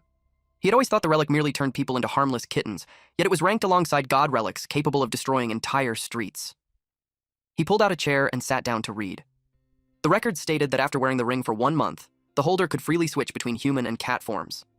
He liked that. It sounded incredibly convenient. Another entry caught his attention. In a certain year, a doctor had let out a fanatical shout after seeing the cattail ring and went on to establish the alien god cult. That piqued his curiosity, so he searched for information on the alien god cult. After God died, the earth cracked open and major borderlands emerged from the fissures. As people explored these fissures more deeply, they discovered tools that could communicate with alien gods. Groups driven by their desire for power gathered and prayed to alien gods for blessings. These groups became known as alien god cults. Those who received gifts from alien gods were called recipients. Now he finally understood what recipients meant. He flipped the page. 200 years ago, an alien god cult known as the Lion Sage Sect attempted to make contact with the god Bastet. The god never responded. Not until a believer obtained God 1391 and transformed into a cat, finally receiving the goddess's blessing. But the blessing did not go to the believer. It went to the relic itself. From that moment on, the cattail ring gained even more mysterious power. As the fusion progressed, the wearer would gradually begin to possess Bastet's power, until they eventually transformed into the true Bastet. His blood ran cold. The Lion Sage sect would stop at nothing to retrieve the cattail ring, which meant only one thing. They would kill Fengna. Now he finally understood why Fengna had strongly urged him to go to the dojo back then. He could already picture what would have happened if he failed to grow stronger in such a short time. He was afraid that both of them would have died. He flipped the page and began reading about the fusion conditions of God 1391, the cattail ring. The first fusion required intense emotional stimulation. After that, the wearer had to repeatedly stimulate the same emotion to deepen the fusion progress. When he read those words, the incident from last time came back to him clearly. He shook his head hard, trying to force the memories away. They had become far too vivid. A grim look settled on his face as he realized they might have to repeat the same thing often if she wanted to turn human again. He had no idea how he was supposed to explain this to her. He continued reading and noticed more details in the book. God 1391, the cattail ring had no side effects. The god relic only granted divine authority and nothing else. The only real danger was the Lion Saint sect. That part scared him for a moment, but knowing there were no side effects still felt like good news. He turned to the next page, hoping to learn what kind of power Bastet possessed and how the ring could be removed once worn. To his surprise, there were no answers to these key questions. The authority level of a C-class containment personnel was simply too low to access that information. Suddenly, his phone rang. It was a notification from the bank. He had received 231,511.31 Jusia currency, bringing his total balance to 235,212.25 yuan. At first, he thought it was his wages. Then he realized it was the compensation given by Yuking, and he hadn't expected it to be that much. Now he wouldn't need to carefully calculate what to eat every day anymore. With this, he could spend more time training and becoming even stronger. He planned to buy some expensive ingredients and cook a proper meal for Fengna, and when the time felt right, he planned to tell her the condition for turning back into a human. 5 days later, expensive dishes filled the table, and Fengna was having the time of her life eating them. She asked why he had been so extravagant lately. Then she asked if he had managed to earn some money. He answered that he used to be rich, which only confused her more. He explained that over the past few days, he had learned a technique from the master called the tremor armor technique. The technique itself wasn't the problem. The problem was the cultivation process. He had to take medicine during training, and after each session, he needed a medicinal bath. One set alone cost 40,000. Now, his bank balance has dropped to 8,011.03. He had practiced 5 sets in total over the past few days. He never expected 200,000 to vanish that fast. After doing the math, she said there should still be over 30,000 left, so she asked why there was barely anything remaining. He pointed at the food on the table. That made her feel a little embarrassed. She admitted that his filial behavior toward her was worth praising, but she still warned him to be more careful with money. Aside from the potions he mentioned, he would need to buy weapons and hidden weapons in the future. On top of that, proper formal wear was required to enter and leave high-end venues. Any single outfit started at over 100,000.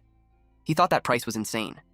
She told him that buying lobster or other luxury ingredients once a month was more than enough. Only then did he realize how many ways there were to spend money. Payday was still far away, and Yuking might not arrange work for him anytime soon. If he didn't find a way to earn money, he was afraid he'd be drinking the northwest wind again. So he started looking for jobs. He messaged Fu Guang and asked if there was anywhere short on people, since money had been tight lately. He said he was fine with being a bodyguard, carrier, or porter. Fu Guang replied that he had asked the right person. He told him to meet at the Hidden Dragon Dojo tomorrow afternoon to test whether he was qualified. After that, he noticed Fengna was still busy eating. She had cleared most of the plates. He shouted at her to leave some for him. The next day, at the Hidden Dragon Dojo, our MC was cultivating. During his training, he unlocked a new skill called Soft Force. Fu Guang watched from the side and nodded in approval. In just 5 days, Jing had already trained the tremor armor technique to this level. That kind of progress meant potential. A student walked over and asked Jing if he could demonstrate a move since they were conducting a strength test. Before Jing could answer, Fu Guang spoke for him and agreed. He leaned closer and whispered that this was a perfect chance to test the results of his training and to let everyone broaden their horizons. Jing thought about it for a moment, then decided to give it a try. A student named Wen Zhaorong, whose punch force measured 201.3 kilograms, spoke up. He said Jing hadn't been at the dojo long and might not be strong in raw power, so he shouldn't force himself. Another student, Yi Yingyu, with a punch force of 212.2 kilograms, agreed and warned Jing not to blame them if he broke his hand later. The woman who had invited Jing, Ning Mengmeng, whose punch force reached 232 kilograms, told them to stop talking nonsense. She said their little junior brother was incredibly impressive. Jing stepped forward and punched the punching bag without any visible force. It looked like nothing more than a light tap. Ning Mengmeng frowned, worried that he wasn't charging up properly. Zhaorong struggled to hold back his laughter. It was so quiet that everyone thought Jing hadn't used his full strength. They mocked him, saying he was afraid of embarrassing himself and was deliberately holding back. But right after those words left his mouth, the punching bag exploded. The display on the scale flashed. 9,999. Everyone froze. The stuffing from the punching bag scattered all over the floor. Jing calmly said that it was soft force. He explained that strength wasn't better, just because it was stronger. What he used was an advanced application of Jin force. First, he condensed all the power into a single point, sent it into the target's body, and then let it explode from the inside. He hoped everyone could try to comprehend it themselves. Meng stared at him in awe and thanked him for teaching them. Yingyu, on the other hand, clicked his tongue in annoyance. Jing told Yingyu to go to the warehouse and fetch a punch pad to install on the testing machine. Yingyu had no choice but to comply, which made Meng giggle. Fu Guang then told Jing that with his current skill, there was nothing to worry about. Recently, a big shot had been looking for a bodyguard. The job was a bit complicated, but he asked Jing if he wanted to try. Jing accepted the document Fu Guang handed him. Inside was a photo of the location and the details. The address was East District, Jinhai Street, number 617, Riju Hotel. The reward was 800,000 wen. Jing's eyes lit up when he saw the number. He told Fu Guang that he was in, at Ruiju Hotel. Jing stepped out of the car. He was wearing a black traditional Chinese top paired with black pants. The moment he entered the lobby, he drew a lot of attention. people quietly wondered who he was. Judging by his clothes, they could tell he was a martial artist. He didn't look like a second-generation rich kid attending the banquet. The most likely guess was that he had been hired for security, but he looked far too young. Jing overheard their whispers and realized his senior sisters were right. Clothes really did make the man. He remembered how Shan Ying had asked if he planned to go out wearing a black shirt and a hoodie.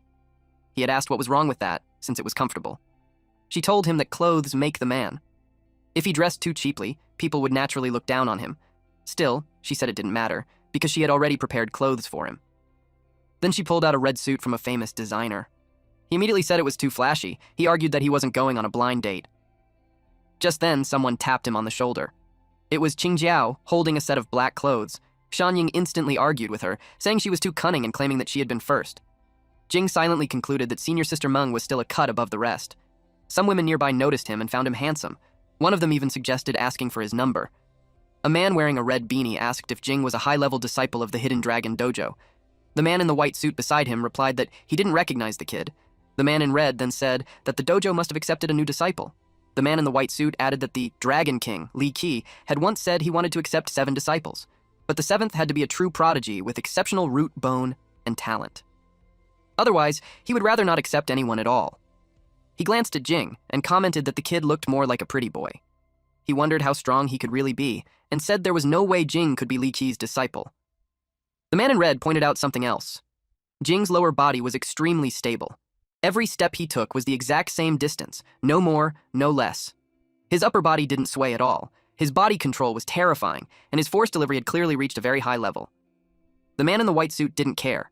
Even if Jing could produce 10 times the effect with 1 point of force, he said, facing 100 people at once would still mean losing. That annoyed the man in red. He said there was no point arguing with a meathead like him. At that moment, the receptionist approached Jing and politely asked if he was the martial artist gentleman responsible for security. He introduced himself and said it was a pleasure to meet them. The man then explained the job details. This time, 6 martial artists had been hired, with each person responsible for a specific area. Jing was assigned to the stag area. The lighting there was poor, so he needed to stay extra alert. Jing took the floor plan and confidently said that with so many martial artists present, no one would dare cause trouble. The manager shook his head and said it was hard to say. Calling in more people was simply a way to prevent trouble before it happened. After that, he excused himself, saying he still had a lot to handle. Jing understood that hiring more people alone wasn't strange. But hiring 6 martial artists meant something serious was going on. And that wasn't all. They had also brought in a large number of bodyguards. From their equipment, Jing could tell they were all professionals. The number of surveillance cameras far exceeded what a normal hotel would have. When things were abnormal, there was always a reason behind it. That made him curious about what kind of incident had caused such a massive setup. The man in the white suit walked over and asked if Jing was the newly accepted direct disciple of the Hidden Dragon Dojo. Jing asked who he was. The man introduced himself as Li Jiaoquan from Tiger Soul Dojo and assured Jing that he wasn't looking for trouble. He said that since they were colleagues, it wasn't excessive to understand each other's level beforehand. Jing asked how he planned to do that. Jiaoquan suggested crossing hands, a common way for martial artists to probe each other's strength. Jing immediately understood. The man thought he was young and didn't trust his ability. At the same time, Jing saw this as a good chance to find out where he stood among them. Yu Gang suddenly spotted Jing and froze. He asked why Jing was here. A woman walked over and asked if he knew that handsome guy. Then someone else entered and said he voted for Jing. They recognized him. It was Pei Xiao. The woman standing beside Yu Gang whispered that Zhao Quan was extremely fierce. She said that the last time second young master Yu Gang crossed hands with him, he was squeezed until he screamed. That incident had embarrassed Yu Gang badly.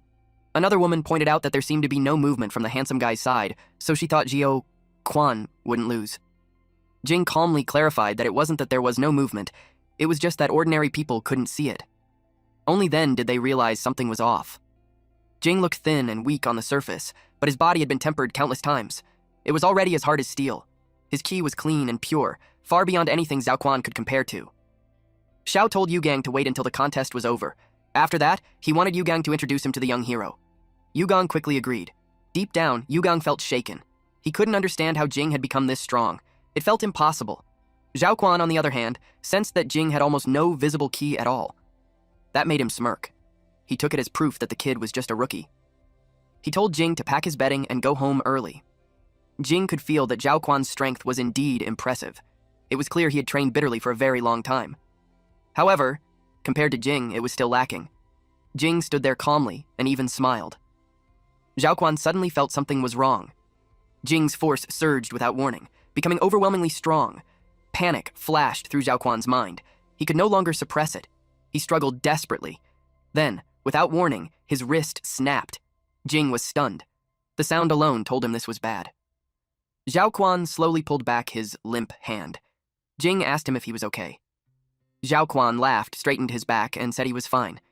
He admitted that Jing was strong and said he was worthy of being a high-level disciple of the Hidden Dragon Dojo. He sounded genuinely impressed. He then said he needed to use the restroom and hurried off. Once he was inside with no one around, he cried. The pain in his hand was unbearable. Crouching in the corner, he cradled his wrist and wondered what kind of monster he had just encountered. Jing frowned. He wondered if Zhao Quan was really okay. He had clearly heard the sound of something breaking. Just then, Yugang called out to him. Jing turned around. He was surprised to see Yugang waving enthusiastically at him, at the stage area. Jing finally confirmed that Yugang really was a rich young master. All this time, he had thought the guy was bluffing. Yugang laughed and said Jing must be joking. Then he explained that he was actually the child of his father and a mistress. If his eldest brother didn't look after him, he wouldn't be living so comfortably. Jing asked what he needed him for. Yugang hesitated, then admitted that Jing had been amazing during the hand crossing earlier. Now, his eldest brother wanted to get to know him. He added that his brother was a genius who had entered Inner Ring University through the martial arts exam. Xiao was standing on the stage, so Jing asked if he was talking about him. Yugang nodded and added that there were also some young ladies and wealthy madams who wanted to get to know Jing as well. He asked when Jing would be free. Jing sighed. He said he couldn't do it because he still had work later. He didn't mind introductions, though. Then he added that if they truly wanted to make friends with him, they should come find him themselves. If someone wanted something, they should fight for it, not wait for it to be delivered to their doorstep. With that, Jing left to return to his duties. Yugang watched him go, completely charmed. He suddenly felt that Jing was incredibly handsome. After hearing what Jing said, the girls immediately gathered their courage. If they wanted something, they would have to fight for it themselves. A blonde woman stepped forward and asked to exchange contact information with him. Others quickly followed. While Jing was distracted, a delivery man quietly walked past behind him. Jing noticed him only after he had already passed. He frowned. The manager hadn't mentioned anyone bringing deliveries inside. Jing was about to call out when the blonde woman grabbed his arm and insisted on exchanging contacts. She smiled and said she would teach him many things, then winked at him. Jing felt overwhelmed. Cornered by the crowd, he reluctantly exchanged numbers with them. At the same time, the suspicious man pressed a switch. A red light activated. Jing's phone suddenly glitched. He instantly realized something was wrong, and it wasn't just his phone. Without warning, the lights went out. At first, people thought it was a simple power outage. Panic spread when they realized even their phone flashlights didn't work. Their batteries drained instantly. They found it strange that none of the phones would light up. Someone suggested that everyone's battery might have run out. But deep down, Jing knew his phone had been fully charged. And in this kind of darkness, with dozens of people present, not a single person had managed to turn on a phone for light. That meant no one could. On top of that, all the lights had gone out at the same time. Jing suspected that any equipment related to electricity had completely failed. This could only be caused by an electromagnetic pulse, a high-tech method capable of instantly disabling electronic devices. He couldn't help wondering why the opponent would use something like this. If the goal was just to kill someone, this felt like excessive effort. Suddenly, the windows shattered. The blonde woman screamed and clung tightly to Jing. In the banquet area, the sound of breaking glass echoed. Trying to calm everyone down, someone said it might have just been the wind, or that someone knocked something over in the dark. Their phones still wouldn't work.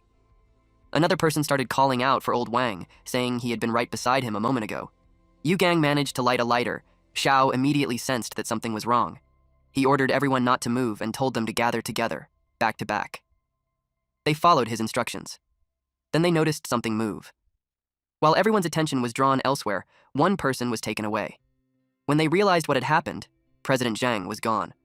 Bloodstains were left behind. The formation instantly collapsed as people panicked and ran in all directions. Xiao stayed calm and shouted that it would be even more dangerous to run around blindly. Suddenly, something flew past him. The next moment, his cheek was grazed and blood began to flow. But when he looked ahead, there was nothing there. He sensed an attack coming straight at him and struck first before it could reach him. The blow landed and blasted the attacker away. But he was still caught off guard. Yugang shoved him aside to save him. Someone else took the hit instead. That person lost their upper body, and the remaining half sprayed blood everywhere. It was done by a massive insect. Xiao and Yugang were horrified by the sight. They shouted for everyone to run, but it was already too late. There was no exit. At that moment, Jing arrived and struck the monster. He asked what that thing was. The massive insect slammed into the ground. Green blood sprayed from its mouth. It was the same creature as the cockroach man. Jing felt relieved. All the effort he had put in recently hadn't been wasted. Otherwise, there was no way he could have knocked it flying so easily. The people who witnessed it were stunned. He had casually kicked that monster straight into the wall. Some of them hurriedly looked around for the other dojo bodyguards, but they were already gone. They had run away long ago. Yugang thanked Jing for saving his brother. Jing told him not to get close yet.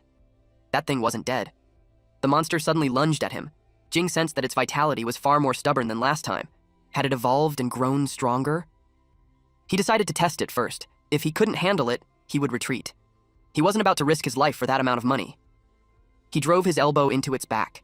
The creature was hurled across the room. A shadow flame ignited at the center of Jing's eyes. Now, it wasn't just the monster that could move freely in the dark. After that strike, the scene in front of him became clearer. He was using shadow flame dark vision. The skill had a night vision effect. The panel hadn't explained it clearly.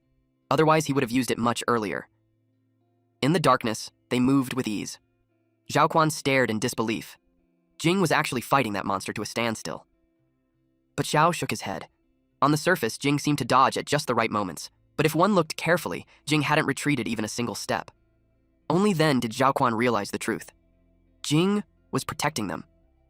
Zhao Quan suggested that everyone leave. Staying there would only distract Jing and force him to worry about their safety. The others agreed. They could call the police and get help outside. Jing watched them exit and felt relieved. Now, he could finally let loose. He looked at the monster and said it seemed to be enjoying itself earlier, so he would keep it company. The creature flapped its wings. Then it charged at him. Jing was caught off guard. The monster still had a hidden trick. Its speed had increased dramatically. The monster hesitated when Jing suddenly vanished. In response, it released a thick, dark mist. Jing was startled. He had no idea what was happening. In front of him appeared a revolving lantern, replaying fragments of his memories. For a moment, he even wondered if he had died at the hands of a mere cockroach man. But that made no sense. After spending so much money learning martial arts, there was no way he could lose to something like this. Something had clearly gone wrong. He felt himself fall, and his head hit something hard. When he turned his head, he saw a familiar dragon. At the same time, the monster slammed into his torso, but it froze. A powerful force had formed in front of Jing's chest. When Jing opened his eyes again, they were different. His pupils looked like they were burning, and black-red smoke slowly seeped out. He decided to return the monster's attack. He used the hidden dragon-style killing move, Cloud Sealing Tail.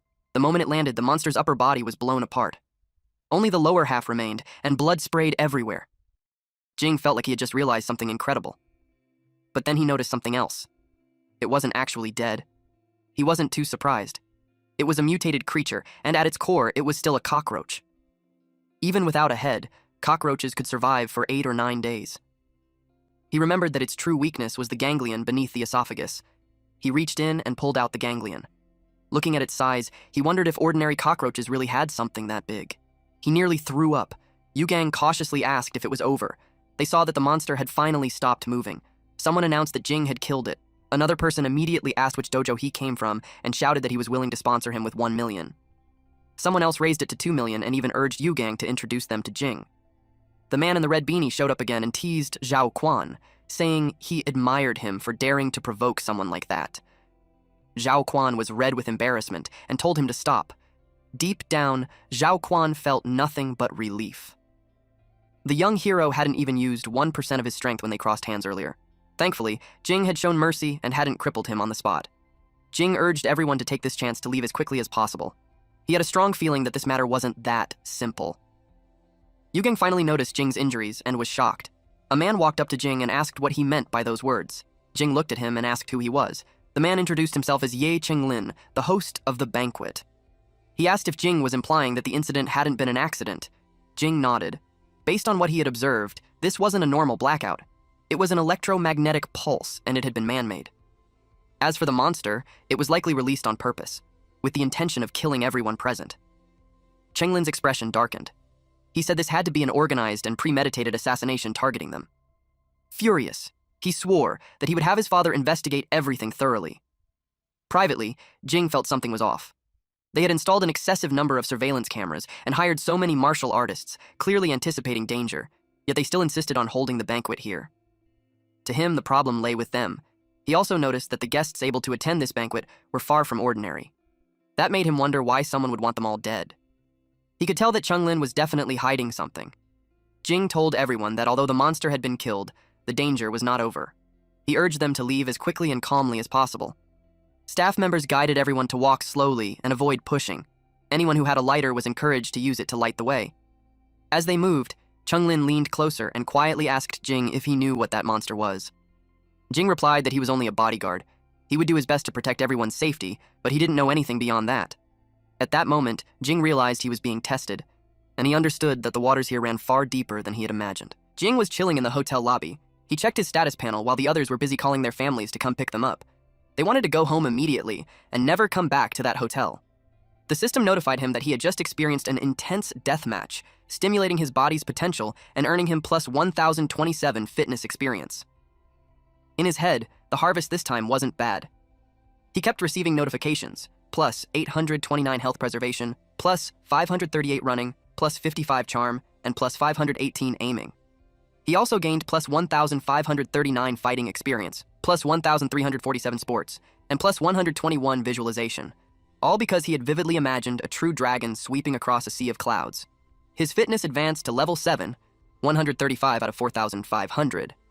Health preservation rose to level 5, 298 out of 2,000. Running reached level 6, 359 out of 3,000. Fighting climbed to level 6, 324 out of 3,000. Visualization increased to level 4, 748 out of 1,200. Jing was pleased. 4-digit experience gains weren't easy to come by, and he had finally met the specialization conditions. He had a cut on his chest, and to his surprise, it was healing.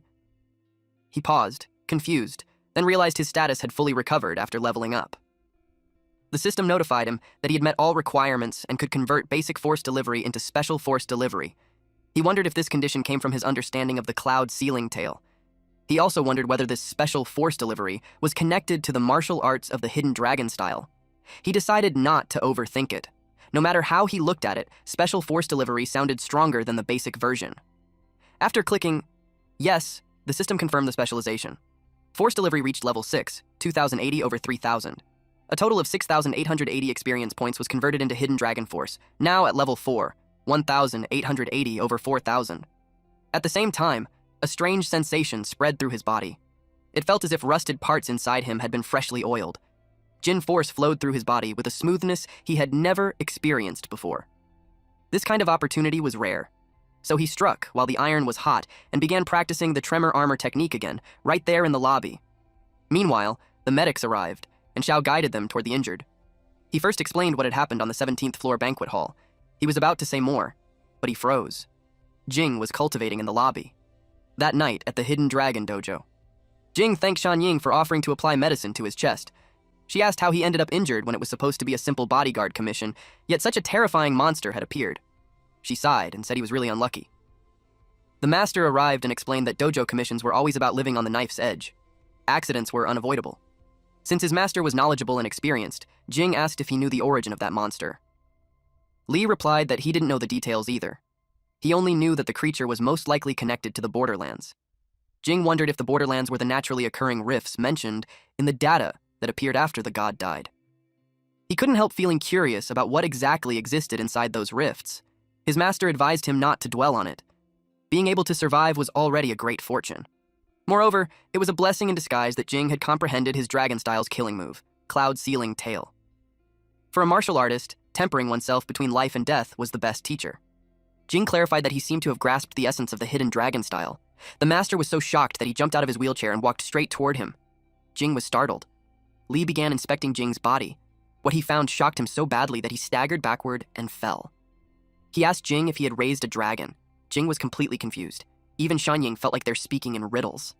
Li burst into laughter, clearly delighted by what he'd discovered. He explained that to conceal a true dragon capable of overturning clouds and sky, one must first raise a fledgling dragon within the body.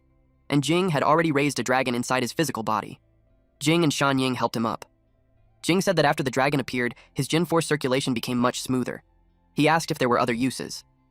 Lee replied that the dragon was not an illusory intent, but a strand of true dragon force with its own spirituality. He explained that practicing martial arts was no longer just about training techniques, but about feeding the dragon within the body. That was the true essence of the hidden dragon style. And Jing had already obtained the key to breaking his limits. Shan Ying asked what that meant. Lee explained that the human body has limits. Once the 5 major trainings, skin, flesh, tendons, bones, and blood, are perfected, one can advance no further. At that point, breaking the limit is required, which means sublimating one's life level. Remolding the physical body was the most important foundation. Although one would still appear human, the essence of life would no longer be human. Those who completed this sublimation of life were called earthly immortals by Taoists and living Buddhas by Buddhists. As long as no accidents occurred, they could live for at least 150 years, maintaining their body at its peak condition until death. Jing realized that his master's legs were likely the so-called accident. Lee told him not to worry, since he had already completed a critical step among them. The risk of failure had been greatly reduced.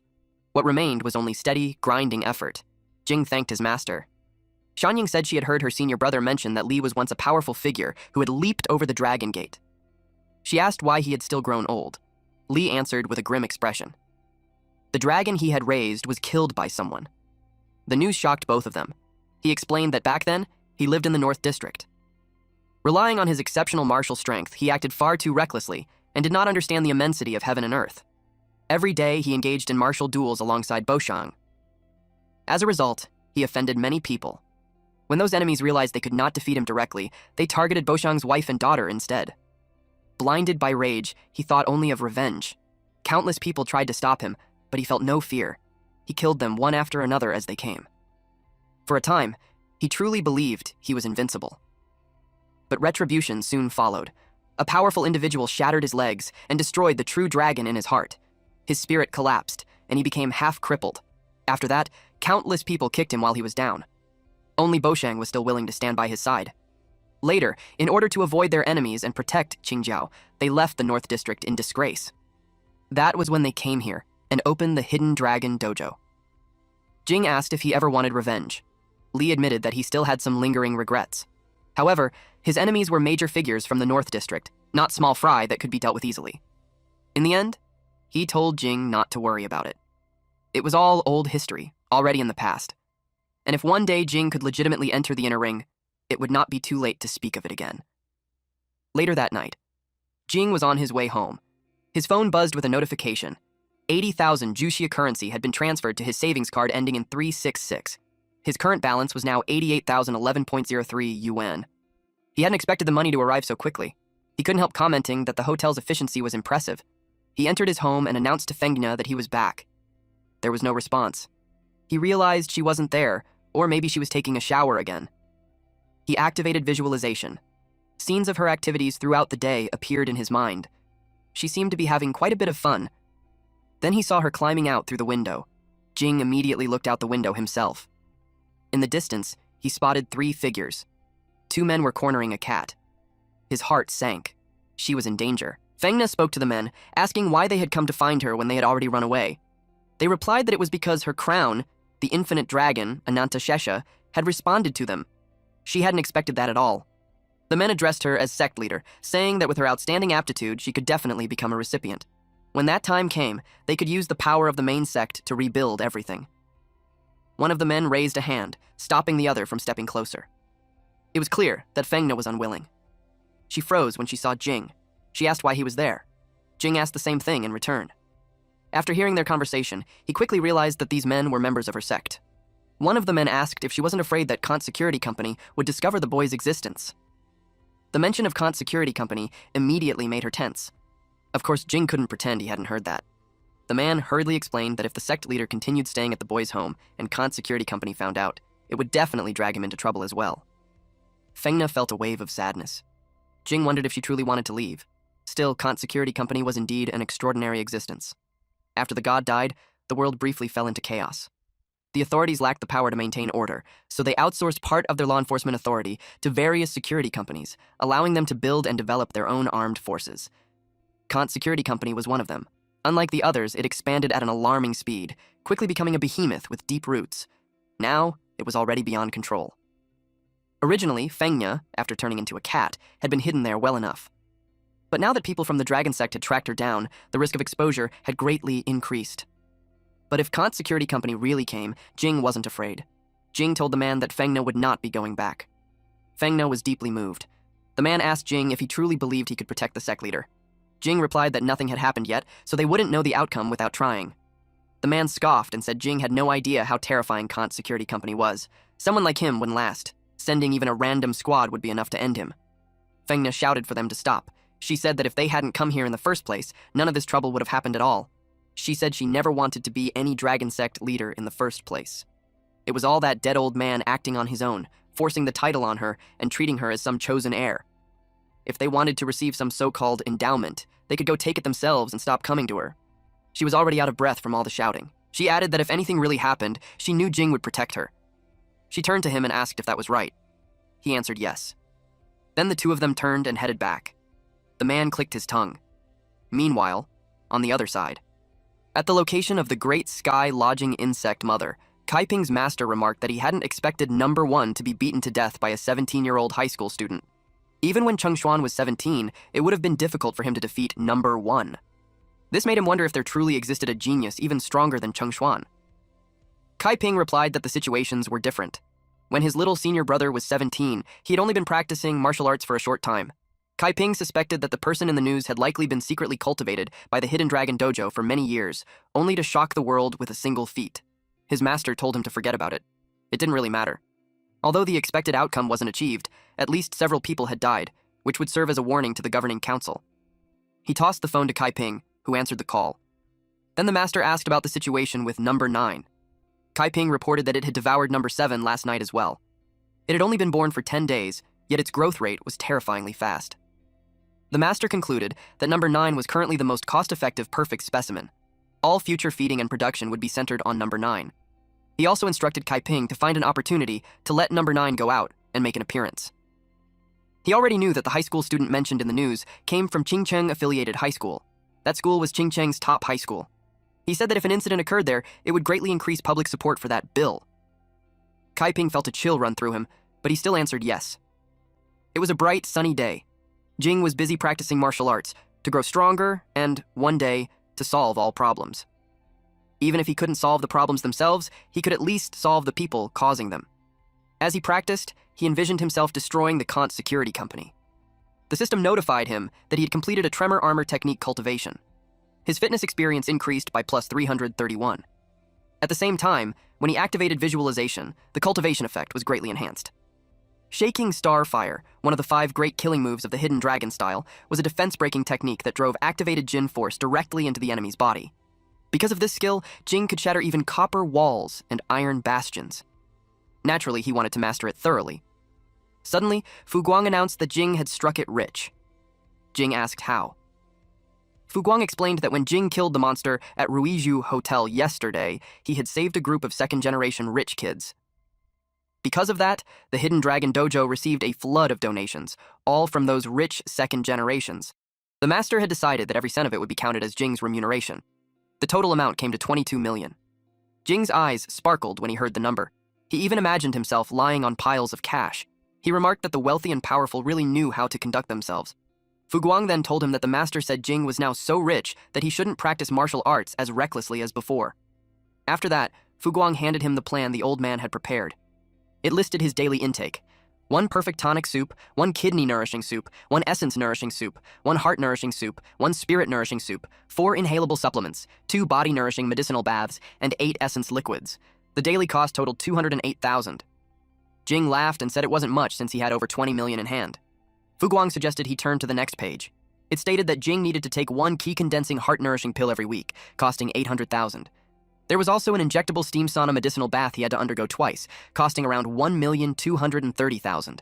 On top of that, he needed a tendon opening massage once every 2 weeks, priced at 1,800,000, and a session in the high-pressure stone chamber once a month, which cost 2 million. Jing's body trembled. Fu Guang told him to prepare to say goodbye to his 20 million. Only then did Jing realize he was a poor scholar after all. Fu Guang then showed him something else on his phone. Jing was on the front page of the Qingcheng Morning Post. Someone had leaked the incident of him killing the monster yesterday to the media, and now he had become the hero of Qingcheng. Suddenly, Jing's phone rang. It was an unknown number. Jing answered the call, and what he heard made his face turn pale. The person on the other end of the line was yelling at Jing for not showing up to class for so long. He was scolded for being too bold, skipping classes to do part-time work, becoming a so-called hero, and still not coming back to school. Jing argued that something had happened at home. Since the school sports meet was starting in a few days, his teacher decided to sign him up. He was assigned to run the 100 meters, 200 meters, 400 meters, 800 meters, and 2,000 meters. In short, his teacher wanted him to represent the class. Then, out of nowhere, Shan Ying suddenly waved at him. Because of that, Jing told his teacher that he had something urgent to deal with and would hang up first. His teacher reminded him to show up when the time came. Jing then asked his 6th senior sister if she had been looking for him. She told him there was a commission specifically designated for him, and the pay was very high. That immediately caught his interest. She explained that the client was also a martial artist. After watching the news, the client had become curious about Jing and wanted to cross hands with him. The pay was 500,000. Jing's eyes lit up. 500,000, just to be a sparring partner. The next day, inside the inner ring, North District. The North District was where most high-ranking government officials lived. People called them the Northern Nobles. It was said that a random person there could earn, in just a few minutes, what an outer ring household made in a whole year. He thought that sounded exaggerated. Then Jing arrived. Just sparring and exchanging a few blows paid 500,000. That was insane. Still, rich people didn't think the same way as ordinary folks. To them, that amount probably meant nothing. The house was massive, big enough to rival half a school. That was when he noticed something. Standing at the front door, Yu Gang was waving at him and Xiao. He wondered what those two brothers were doing here. He asked if they had sent the commission to their dojo. Xiao said he misunderstood. Someone wanted to meet him, and they went through Xiao to arrange it. Jing shot Yu Gang a sharp look. Yu Gang immediately explained that it wasn't his idea. His dad ordered him to do it, and he didn't dare refuse. Jing asked suspiciously if it was his dad who wanted to cross hands with him. Yu Gang said no. Someone else had asked his father for help. He looked frustrated, like even he didn't fully understand it. Xiao suggested explaining things while they walked. He said the person came from an official organization. As for which one, he honestly had no idea. His dad only told them one thing: do everything they could to satisfy this man. At last night's banquet, that man personally asked him to arrange a meeting with Jing. Xiao asked if Jing really had no clue. Jing said no. He wondered who would go through so much trouble just to see him. His first guess was Kant's security company. Before Xiao opened the door, he warned Jing that even though he was strong, he should stay alert, because the man inside might be stronger than anyone Jing had met so far. The man was huge, with a thick build and dreadlocks. He looked middle-aged. He introduced himself as Mandrill. Jing could tell right away, this man was no ordinary person. He greeted him politely and noticed the scars between his thumb and palm, along with bullet holes in his shoulder. Those weren't marks a normal person would have. They were the marks of a soldier. Someone used to kill. Mandrill smiled and said he wanted to be friends immediately, and in his mind, the best way to make friends was to fight. He jumped from his seat and charged at Jing, and the chairs and table beside him exploded on the spot. Jing clenched his fist. For a moment, he wondered if this man really came from that security company. If he did, Jing would take him down. They collided at the center, fist to fist. The impact was so violent that Yu Gang's knees almost gave out. Mandrill expected the kid's hand to be shattered, but Jing was completely fine. He calmly said it was his turn now. Mandrill froze, unable to understand how that was possible. Jing activated Cloud Ceiling Tail. He slipped behind Mandrill and slammed both elbows into his back. The blow sent Mandrill flying, embedding him halfway into the cliff. Xiao was stunned. He said that if he had taken Mandrill's punch head-on, his entire arm would have been ruined. Yet Jing wasn't just unharmed. He had countered instantly. Yu Gang stared in disbelief, wondering just how much strength Jing was still hiding. Jing judged Mandrill to be nothing more than an ordinary rich second-generation heir. Mandrill slowly stood up, his entire body trembling. He laughed and said the punch felt amazing. He asked why Jing was staring at him like that. Then he told Jing to keep hitting him. Jing thought the man was ridiculous, but at the same time, something felt off. The cloud ceiling strike that had blown apart that cockroach man earlier had barely affected him. The feeling was familiar. It reminded him of Zhu Yingkun. So Jing asked if he was augmented. Mandrill looked surprised. He didn't expect someone from the outer ring to even know about that. He explained that his skin had been fitted with a B1 protective membrane, an entry-level military augmentation. Its shock absorption was extremely strong, especially effective against a martial artist's Jin force. He asked Jing if he was tempted, if he wanted one installed too. Jing said he wasn't interested. Mandrill scoffed. He said he had met 1 or 2 people who answered like that before. That was why so many martial artists refused to accept reality. Then he charged again, shouting for Jing to wake up, because times had changed. When he got close, Mandrill clapped his hands together. The vibration made Jing's ears ring violently. Mandrill explained that his hands had been modified to emit special sound waves on impact, causing intense dizziness. Dodging was useless. The closer Jing was, the stronger the sound waves became. Mandrill confidently declared that the winner of this match would be him. But then, Jing placed a single hand on Mandrill's chest and forced him to stop dead. Mandrill stared at him in shock and asked, "How was that possible?" Jing suddenly closed the distance and drove a heavy punch straight into Mandrill's chest. The impact boomed as golden energy exploded outward, cracking the ground beneath Mandrill's feet. Since Mandrill's skin membranes were tough, Jing simply poured the Jin force directly into his body. Pain ripped through Mandrill from head to toe. Jing calmly stated that knocking someone out didn't require much strength. A light strike was more than enough. The speaker embedded in Mandrill's chest announced that his consciousness had been cut off. From the sound of it, Jing supposedly wasn't a match for him. Jing froze. A communicator was installed in his body. He asked who they were and what they wanted with him. The voice replied that he should wait, because they were on the way. Jing told them to hurry up. He was very busy. The voice assured him they wouldn't keep him waiting long. Xiao rushed over, demanding to know what the hell they wanted. Yu Gang guessed it was some kind of rookie test run by a mysterious organization. Jing told him his imagination was running wild. Yu Gang insisted it really did look like that. Mandrill heard them and struggled to hold back his laughter. Jing told him to get up if he was already awake. That was when Mandrill groaned, saying it really hurt. He asked how Jing broke his move earlier. Jing explained that the core of his sonic wave technique was shocking the brain, so all he had to do was use stronger force to cancel it out. Mandrill realized then that this kid still hadn't used his full strength. He told the 2 brothers to walk around somewhere else. He admitted the Pei brothers were right. He was a member of an official organization, and he wanted Jing to join them. Jing bluntly stated he had no interest in joining any so-called secret organization, especially after meeting him. If it was a legitimate group, they should have invited him openly instead of playing games and testing him. He said he was very dissatisfied with the organization's style and had no desire to join at all. Internally, though, he knew it wouldn't have mattered even if they had asked properly. He was content with his current life, peacefully practicing martial arts, farming safely, and occasionally doing containment tasks to level up his divine skills. It was comfortable. Almost suspiciously comfortable. Mandrill panicked slightly and told him not to rush his refusal. He admitted his methods were a bit reckless, but joining them would bring benefits with no downsides. First was the protective membrane, something no amount of money could buy. If Jing joined, he could get one for free. Jing shot back that even with it, Mandrill still got injured. Mandrill said Jing was a genius, but sooner or later, he would discover the limits of the human body. That wall, the point where you can't move forward, would drive him insane. Jing agreed, then he refused again. He said it sounded more fun to use his original body to crush those modified humans. Mandrill's patience snapped. This kid simply wasn't listening to reason. The speaker suddenly blared, telling Mandrill to shut up and stating bluntly that his recruitment skills were absolutely terrible.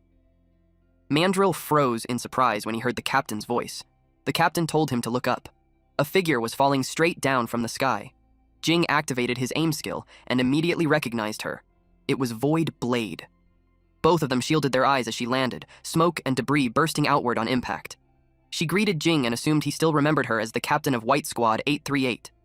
She then casually explained that the gorilla beside him was one of her squad members. Jing leaned in and whispered, asking why she was trying to rope him in when she was the one who introduced him to Yu Qing in the first place. She replied that this time, the order came from above. And besides recruitment, she had a second mission. She asked if he knew the origin of the monster he had killed a few days ago. Jing said he only knew it was a Borderlands creature. Nothing more. She nodded, agreeing that it did show Borderlands characteristics, such as possessing a core. The core is the power source of Borderlands creatures, but it doesn't have to be located in the heart. It could be in the limbs, nails, or even the skin. As long as the core remains intact, they can resurrect indefinitely. Jing felt relieved that he had accidentally destroyed it back then. Pure blind luck. Since it had a core organ, he asked why she said it wasn't exactly the same. She projected a holographic image of the sky-lodging insect mother, a creature from Borderlands F056, also known as Carrion Lake. Its danger level assessment reached as high as 6.2. Jing asked what this danger level meant and what 6.2 represented. She asked in return, whether the Outer Ring dojos didn't even teach basic classification. Voidblade asked the gorilla to send over his combat data from earlier. Mandrill muttered that he wasn't a gorilla, then tapped the side of his forehead, producing a soft beep. She received the data and saw that Jing's current danger level assessment had already reached between 2.9 and 3.1. A normal adult male has a danger level between 1 and 1.1. Jing's 2.9 meant he was equivalent to 1,280 normal men, and the sky-lodging insect mother was equivalent to 65,000 of him. Jing admitted that was dangerous enough. She added that this was only an extreme case. An unawakened sky-lodging insect mother had a danger level of just 1.8, and its primary function was reproduction. The sky-lodging insect mother can absorb the genetic information of whatever it eats and give birth to corresponding insect species. It can even consume different creatures and fuse their genes together. 1 month ago, a smuggling ring captured a sky-lodging insect mother from Carrion Lake and smuggled it out. After receiving the intel, they chased the smugglers all the way to Qingcheng's southern district, then lost their trail. And now, through Jing, they finally had a lead. Jing asked if the cockroach monster he killed was something born from the sky-lodging insect mother. She confirmed that he was correct. And since the monster was a cockroach man, Jing realized it had been created by fusing a cockroach with a human. The thought sent a chill straight down his spine. Voidblade knew he had already realized that the cockroach man's strength had been increasing non-stop. She suspected that whoever was controlling the sky-lodging insect mother was constantly refining it, and that Jing, who had ruined their plans more than once, had already become a target. Jing understood. Then, he asked if the invitation was meant to protect him. She said no. He was only 17, but his talent was exceptional. More importantly, he had the courage to face Borderlands creatures head-on. The White Raven Squad was backed by an agency with the most professional and advanced training system in all of Jusia. They could fully unlock his potential in every aspect, without blind spots. Jing knew her pitch sounded perfect. Unfortunately, he already possessed a training system that surpassed everything else from the very beginning, so he refused. Voidblade could only sigh. She could roughly understand his way of thinking. She then offered a compromise. Jing could become external personnel for the White Raven Squad.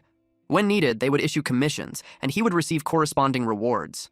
Mandrill, listening from the side, was completely stunned. Jing grew suspicious. The conditions were far too generous. He asked whether their agency possessed any god relics. She answered yes. One of their internal research divisions was the God Relic Research Institute, which housed many god relics. As long as he accumulated enough merit, obtaining one wouldn't be difficult. His eyes immediately lit up. He agreed on the spot. With exaggerated enthusiasm, he claimed he had been a fan of the White Raven Squad for 10 years, and that becoming external personnel had always been his dream. They shook hands, sealing the deal. After that, Jing got into the car and headed home. Mandrill asked the captain if all of this was really necessary. Jing was just a martial arts genius, rare, but not unheard of. Voidblade replied that Jing was far from simple. Yesterday, she had contacted the eldest miss of the Wu family again. The importance she placed on Jing was far beyond what Mandrill could imagine. Mandrill asked if she meant Wu Yuqing, the natural recipient. He couldn't believe it. Yu Qing had always searched for a way to remove her recipient status. She once said that only a god could fight another god.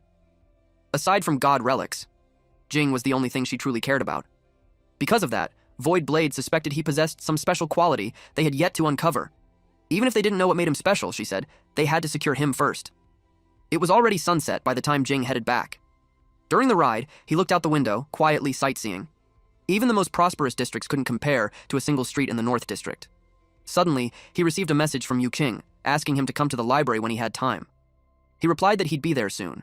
He told the driver to head to the Qingqing Library instead. Before long, he arrived on the 7th floor. She told him to sit. The moment he did, he took a sip of the drink in front of him. It was awful. He told the boss to prepare something better next time.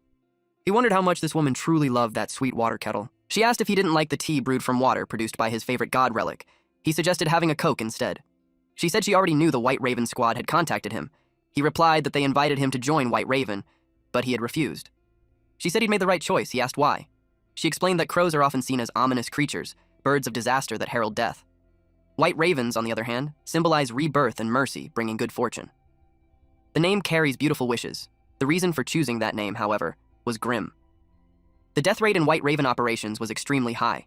Since its establishment over 60 years ago, only 3 members had safely lived to retirement. Jing agreed it was truly dangerous. He mentally noted to be very careful about any White Raven work in the future. The resurrection effect of twin life only worked once within a short period.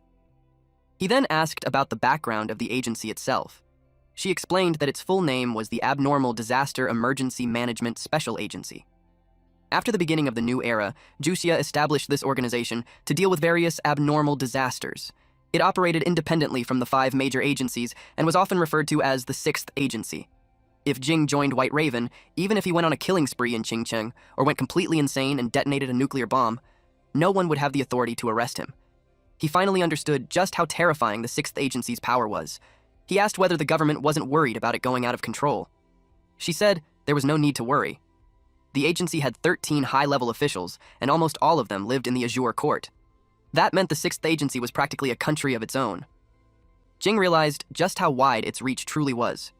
She then told him the main reason she had asked him to come was simply to remind him about the White Raven matter. Now that he understood their background, he was free to leave. He asked if she had any missions for him. She said no. He asked if she planned to show him any god relics. She said no again. He asked if that was really all. So she added that if he truly had nothing better to do, he could help sweep the library. That made him spring to his feet and hurriedly say goodbye. Suddenly his communicator rang. It was Du Shui. He had completely forgotten about it. He answered his teacher's call and said he would be there very soon. At the South District. Kai Ping's master sat on a rundown staircase, his expression bleak. A man with a rocker-like appearance reported that all the test subjects had been transferred. The master said he hadn't expected White Raven's nose to be so sharp that they would actually sniff out their location. He asked about Kai Ping's situation. The rocker replied that, following the master's instructions, Kai Ping had taken number 9 to Qing Li's affiliates. They were expecting news soon. Only by using number 9 as bait to draw White Raven's attention could they safely continue transferring the sky-lodging insect mother. Otherwise, that thing was far too conspicuous and would be exposed easily. The rocker added that the Kant company wasn't offering any help at all. They were forced to rely entirely on themselves. The master sneered, saying large companies were always like that. They only wanted to enjoy the results of others' labor without lifting a finger. If things failed, they lost nothing. And precisely because of that, it was now their turn to act the same way. His disciple said that if this succeeded, the Kant company might kill the donkey once it crossed the milestone. The master replied calmly that he had already considered that. He had prepared a backup plan long ago. If anything happened to them, the Kant company shouldn't expect to walk away unscathed either. Meanwhile, someone slipped into the school grounds. Through his eyes, the students were nothing but fresh flesh. If he could capture them all and offer them to the insect mother, it would earn him tremendous merit.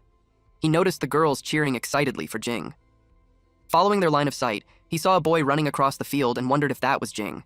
In his imagination, Jing looked like an ordinary teenager. He doubted someone like that could defeat a test subject. But it didn't matter. Soon enough, things would get far more exciting.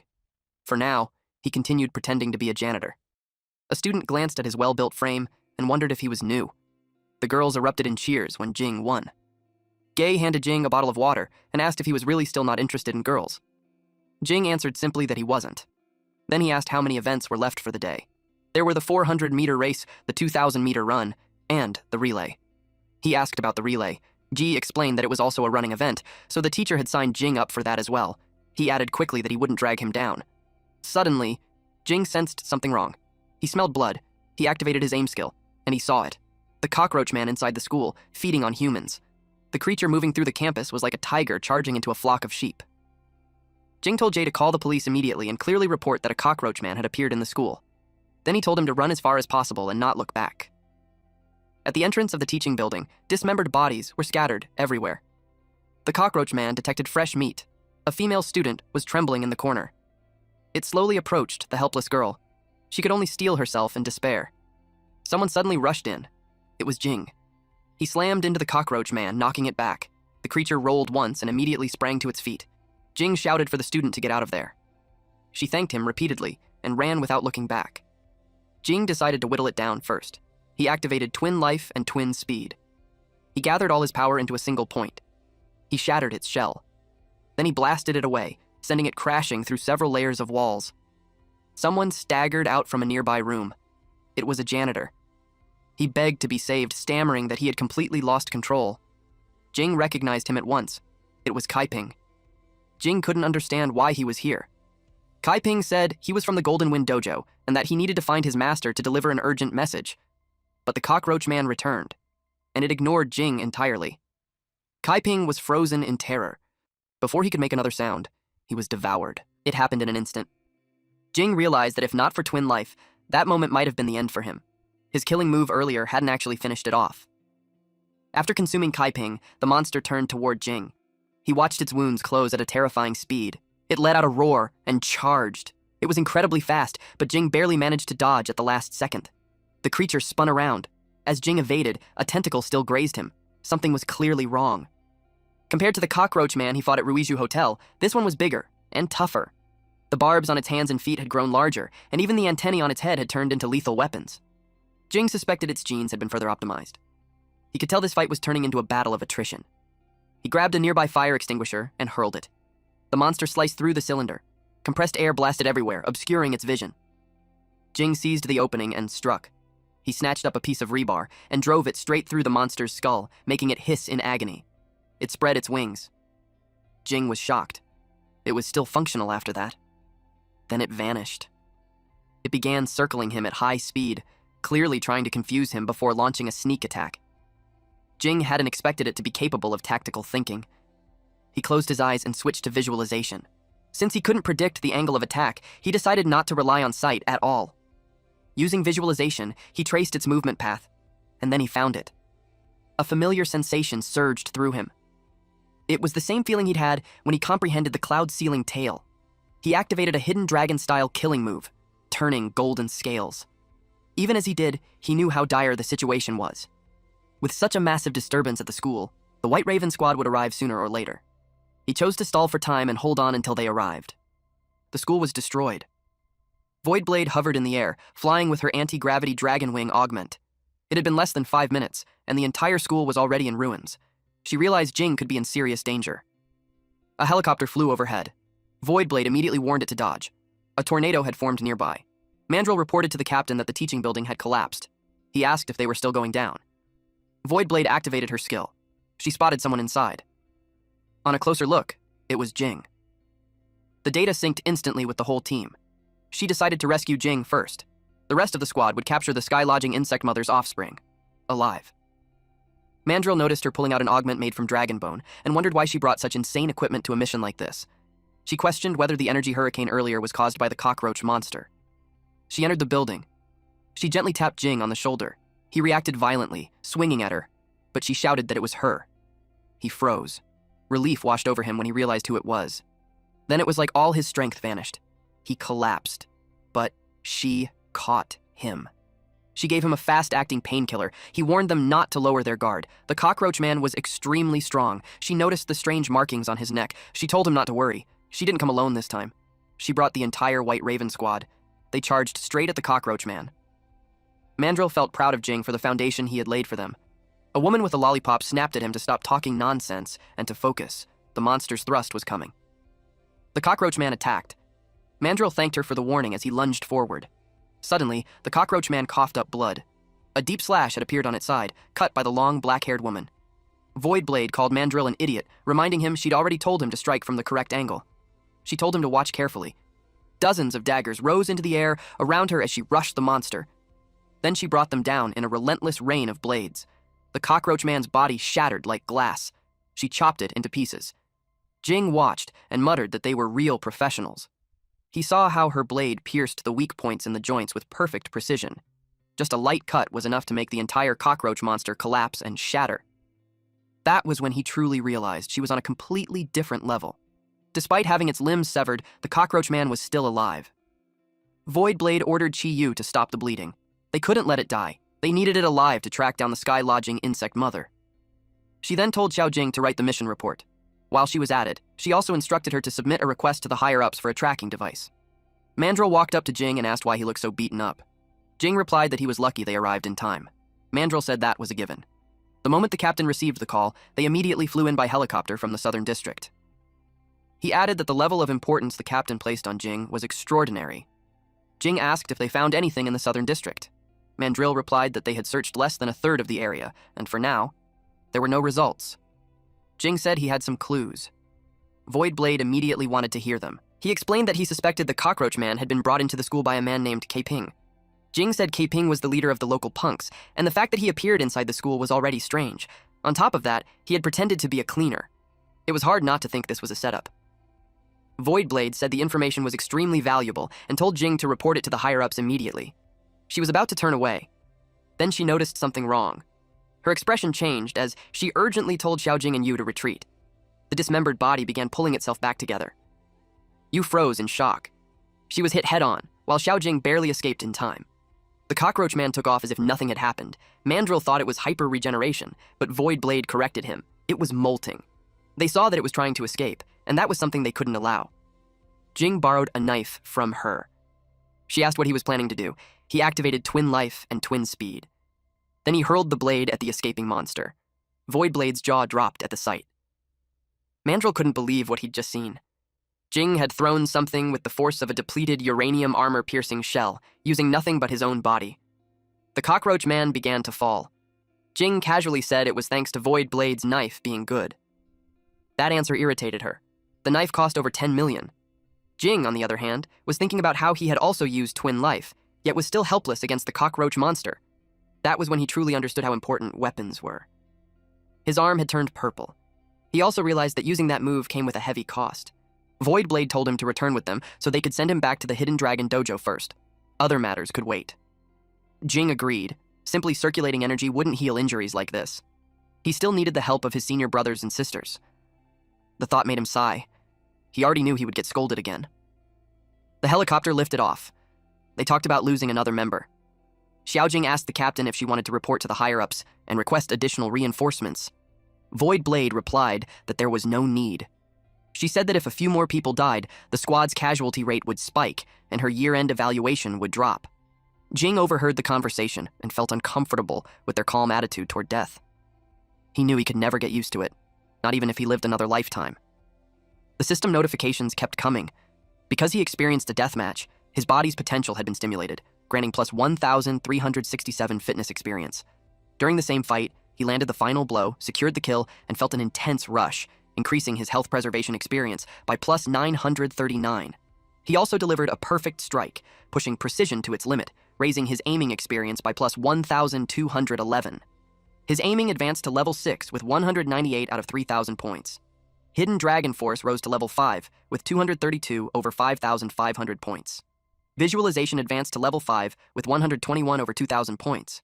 He realized the truth. This kind of growth was painful, yet strangely satisfying. The helicopter flew onward. Jing's aiming had leveled up, so he expected his vision to improve. While in the air, he looked down and clearly saw the cars below. He found it ridiculous that his eyesight was now better than binoculars. If he combined this with Hidden Dragon Force, accurately striking a target from kilometers away was no longer just a fantasy. Next time he faced a monster like the cockroach man, he wouldn't need to get close at all. His survival odds had increased dramatically. Results soon came in from the southern city side. The investigation team used instruments and confirmed that the pollution rate there had already exceeded 10%. Jing had no idea what a pollution rate meant. She looked at him in disbelief and asked if he truly knew nothing. She questioned what they even taught in the outer ring. She used a simple metaphor. Her left hand represented the world they currently lived in. Her right hand represented the other world. When the two worlds collided or overlapped, pollution was created. If it was only a slight brush, an impact would occur, and the pollution rate usually stayed between 1% and 5%. But once a true overlap happened, the pollution rate would rapidly spike to around 10% to 30%. At the same time, the physical laws of the area would begin to change. Creatures from the other world could even cross into reality. Jing asked if that was how Borderlands were formed. She shook her head. Borderlands were created only when the pollution rate reached 100%. They were neither reality nor the other world. To define such a place, humanity gave it a new name. They called it a subworld. An overlap could occur in Southern City at any time, so she warned him not to go there casually. Jing understood. He eventually returned to the dojo where Shan Ying immediately scolded him. She said he never gave anyone peace of mind. Every time he came back, he was covered in injuries. Even Xingjiao was angry. They applied medicine all over his body. Shan Ying warned him that if he pulled something like this again, they wouldn't take care of him anymore. Jing tried to explain that it wasn't intentional, that he was forced into the situation. She didn't believe him. She smacked him and he hurriedly told her to go easy. She insisted that he needed to remember the pain. His entire arm had turned purple, and she didn't know how long it would take to recover.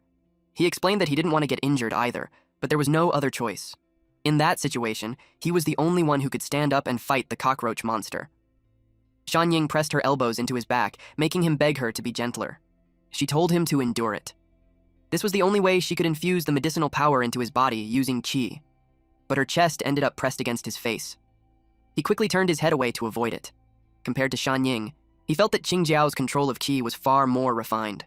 The medicinal paste slowly soaked into his skin. Not only did it not hurt, it actually felt comfortable, until he sensed something off. The master walked into the room and froze. Jing Jiao was on top of Jing, her chest pressed against his lower back, while Shan Ying was still driving her elbows into him. Both girls immediately flushed with embarrassment. The master had already heard that Jing had successfully cultivated golden scales. For him to still be injured this badly, he couldn't imagine how powerful the monster must have been. Jing asked if he knew about the Golden Wind Dojo. Li nodded. He was familiar with it. Its master, Jiao Hongyuan, had exchanged pointers with him when he was young.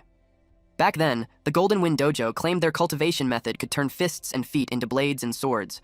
The phrase, unarmed is equivalent to armed, had piqued his curiosity, so he found an opportunity to challenge them. Jing was shocked to hear that he fought more than one opponent. Lai explained that when their disciples saw their master being beaten, they naturally rushed in to help. Unfortunately, their internal power was insufficient. They couldn't break his golden scales skin and were knocked down one by one with single punches. However, he admitted that the school did have real substance. If Jing ever faced them, even if the opponent appeared unarmed, he had to treat them as if they were holding a blade. That said, Li knew it wouldn't matter much for Jing. The hidden dragon style's golden scales skin perfectly countered the Golden Wind Dojo's Golden Wind White Rainbow Sword. At the same level, they wouldn't be able to break his defense at all. And if the opponent's cultivation surpassed his, then caution alone wouldn't save him anyway. Jing suddenly realized that He Ying had used a god relic to enhance her defense earlier, which was why Kai Ping couldn't injure her. It made him wonder, what rank would Kai Ping actually be considered within the Golden Wind Dojo? Moments later, Shan Ying told him to turn over. Since his back was done, it was time to treat the front. Qing Jiao prepared to continue the treatment. The master immediately retreated, saying that healing through exercise consumed a great deal of stamina. Our boy knew something's fishy. Jing suggested that he could handle it himself. She asked what nonsense he was talking about. They told him that what he needed most right now was to relax and leave everything to them. That made him blush. Jing might have no interest in romance, but he was still at an awkward stage of growth, and situations like this naturally made him uncomfortable. He closed his eyes and focused on martial arts techniques instead. Shan Ying giggled when she noticed how stiff he became. Their hands moved methodically as they applied the medicine, and the warmth spreading through his body made him feel much better. He only felt slightly uneasy when a fingertip brushed close to his waist, so he opened his eyes and saw Qing Jiao leaning very close as she worked. It felt like an unexpected test of his composure. Shan Ying noticed his reaction. Qing Jiao noticed it as well. Her cheeks flushed red in embarrassment. Jing hurriedly explained that it wasn't intentional and that his body was simply reacting on its own. He apologized. Shan Ying said that in his current state they couldn't continue the treatment. Embarrassed, he insisted that he would finish the rest himself. They agreed and left the room. He wasn't sure whether any of it had been intentional or not. 1 hour later. After circulating his power for a long time, the skin all over his body still felt numb, itchy, and painful. Only then did he realize how seriously injured he had been this time. In the end, it all came down to not fully understanding the skill. The so-called Golden Scales transformation used Jin force to link the skin membranes of the entire body together, dispersing and neutralizing incoming attacks. By spreading the force across the full surface of the skin, the pressure at any single point was drastically reduced. Now, he finally understood the secret behind the Golden Scales skin's matchless defense. He also understood why his master said it perfectly countered the Golden Wind White Rainbow Sword. That technique relied on blade-like Jin force with extremely small points of contact. Against a defense that dispersed pressure, such attacks were naturally rendered ineffective. As expected of one of the Hidden Dragon style's killing moves, not a single technique was simple. The ones he had yet to comprehend were the blood-tempering Shaking Star Fire and the tendon-training Eye-Piercing Current. But he wasn't in a hurry. Right now, healing came first. Jing arrived home. Fengna noticed him the moment he walked in. She waved at him and asked why he was back so late. Then she casually asked if he had brought anything good to eat. Jing froze when he saw her. She was human again. He found it strange because, according to the library records, returning to human form required a specific method. She explained that earlier at noon, she suddenly realized she could transform back on her own. But she said she would be leaving soon, so she decided to stay and keep him company for a while. He asked why she was leaving and whether she felt uncomfortable staying there. She said that remaining by his side would only bring him danger, from Kant's security company, the Dragon Sect, and possibly other threats she didn't even know about yet. She held his hand and said that during the days she stayed with him, she had been happy every single day. She felt carefree, like a real cat, eating, drinking, playing, and sleeping, never having to think about complicated matters at all. But she was still the sect leader of the Dragon Sect, and she knew it was time for her to leave. The tears gathering at the corners of her eyes didn't escape Jing's notice. He pulled her into a hug. He said that if he abandoned her simply because she brought danger, then he would be nothing but trash. He told her to stay. No matter what danger lay ahead, he intended to face it together with her. She asked if she could really stay. The moment she heard his answer, her face lit up with joy, and she clung tightly to him. The system notified him that someone had developed a large amount of favorability toward him, causing his charm technique experience to increase continuously. At first, it was only plus 668 experience, but another notification quickly followed with plus 784. A third window appeared soon after, granting plus 851 charm technique experience. His charm technique advanced to level 7, reaching 131 over 4,500 points. Jing was stunned. Normally, when girls looked at him, the increase was only a few dozen at most. That was when he realized something. He grew serious and told her that he needed to discuss something important. Curious, she listened carefully. Through their conversation, she learned that whenever her emotions intensified, it deepened the fusion progress with the cattail ring, pushing it toward the state known as reincarnating as Bastet. Then he added that it wasn't just any emotion. It had to be the same kind she felt during their first fusion in the bathtub last time. That revelation shocked her. Her face flushed and she became cautious. She asked what he was planning to do. He quickly clarified that it wasn't about what he wanted. It depended entirely on what she wanted. She instinctively scooted away from him. Jing hurried to explain that he was only asking whether she wanted to try actively receiving the power. She asked what he meant. He explained that all known individuals who had incarnated as Bastet showed no abnormalities. They had simply gained strength. Since they were already making enemies of a major organization like Khan Security Company, they needed as many safeguards as possible. She was surprised by how seriously he had thought this through. She asked if the information about the cattail ring was reliable. Jing replied that he didn't believe the source had any reason to lie to him. She suddenly pushed him down and said they should try it immediately. Jing panicked and told her to wait. She clarified that he shouldn't misunderstand. She just believed that more power meant more security. Jing told her she didn't need to explain. He understood. She asked how they should proceed. He suggested recreating the conditions from that day. She blushed, but after a moment, she nodded. They went to the tub together and carefully recreated their positions from before. The sensation was intense enough that she tightly grabbed his hand. When everything settled, Jing wondered if it was over. The cattail ring began to glow. He reached out and touched it, absorbing the divinity within. That was when he realized that promoting the fusion between the cat and the cattail ring actually produced divinity that could be absorbed. Thinking about it more carefully, it made sense. Strengthening the fusion meant extracting the power that belonged to the foreign god Bastet sealed inside the cattail ring. His divinity absorption rose to 33 over 500. A foreign god was still a god, so naturally it possessed divinity as well. She said she felt a little stronger. He felt it too. With his current constitution, even if an ordinary person used a knife, they might not be able to leave a wound on him. He mentioned that when she had scratched his arm earlier, it had torn open, but now it only left faint marks. She apologized immediately. He asked if the enhancement was limited to her physical body. He encouraged her to sense it again and see if any other abilities had awakened. At this point, his divinity absorption had already climbed to 102 over 500. He silently hoped the absorption rate would increase even faster. She raised her hand and revealed her claws. According to her, the technique was called Serpent Slaying Vanguard. The Wildcat War goddess Bastet carried many titles, and one of them was Serpent Slayer. She had slain the Chaos Serpent Apep, gaining the authority to restrain anything related to snakes. His curiosity was instantly piqued. Then she calmly pointed out that dragons and snakes looked almost the same, and she added that his hidden dragon style also fell within her range of restraint. She reached out and touched his scales. Jing couldn't believe it. He had practiced a technique related to dragons, and somehow gave himself a built-in debuff. He quickly clarified that it couldn't be right. The technique was only called Hidden Dragon Style. It wasn't an actual dragon. He asked if that still counted as being countered.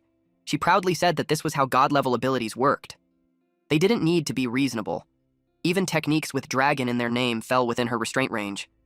Jing thought it was completely ridiculous, but then another thought struck him. With this ability, she could torment the dragon sect however she wanted. She realized he was right.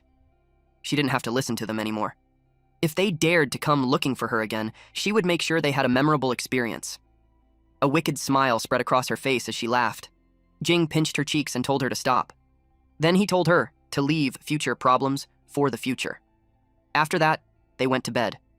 She returned to her cat form and slept quietly beside him. Jing had only promoted the fusion of the cattail ring once, yet he had obtained an astonishing amount of divine substance. In total, he gained 309 units, equivalent to an entire gold relic. And only then did he truly understand what divine substance was. If divine substance was the source of a god relic's power, then logically, any relic drained of it should lose its strength. But in reality, the god relics he absorbed divine substance from showed no change at all. Unable to make sense of it, he decided not to dwell on it and focused on upgrading his skills instead. Twin Life advanced to level 3, requiring 9/500 divine substance for the upgrade. Its passive effect granted 2 lives. After death, he could freely choose a resurrection time within 7 days. The cooldown dropped from 80 days to 70 days. Just as he expected, each level reduced the cooldown by 10 days. It made him wonder, if he reached level 10, would resurrection become infinite? The system then presented him with a choice: physical defense, reaction speed, calculation ability, concentration, or memory. He paused, unsure which passive effect to select. 3 days later, at the Hidden Dragon Dojo, he focused on enhancing his physical defense. When he threw a punch, the impact rippled outward in visible waves. 3 days ago, he had chosen to strengthen his physical defense. While reaction speed was also tempting, the upper limits of the Hidden Dragon style's 5 great killing moves were almost entirely tied to the body's endurance. He attempted to use a Hidden Dragon style technique infused with Jin force. If martial arts were mathematics, then the coordination of movements and force was like assembling complex formulas. And Twin Life didn't alter the formula. It was simply added on top. The final power doubled. Rolling Wind and Thunder was already a punch that could explode with double power. After reinforcing his physical defense and stacking the Twin Life effect, it became borderline invincible. When he unleashed it, the force carved marks through the air and shattered the ground beneath him. Xianying called out to him. Someone was looking for him. Her tone made it clear she wasn't happy about it. It was Void Blade. She said she'd something to tell him. He didn't expect her to show up in person. Xianying questioned him about who she was, but he couldn't explain. Void Blade interrupted, asking if he was done chatting. Her time, she said, was precious. Xianying snapped back, yelling that if she had something to say, she should just say it and stop acting mysterious. Void Blade replied calmly that only Jing could hear this. That answer only made Xianying more annoyed. Void Blade then suggested they talk somewhere without people. Seeing Xianying's reaction, Jing knew this wasn't going to end well.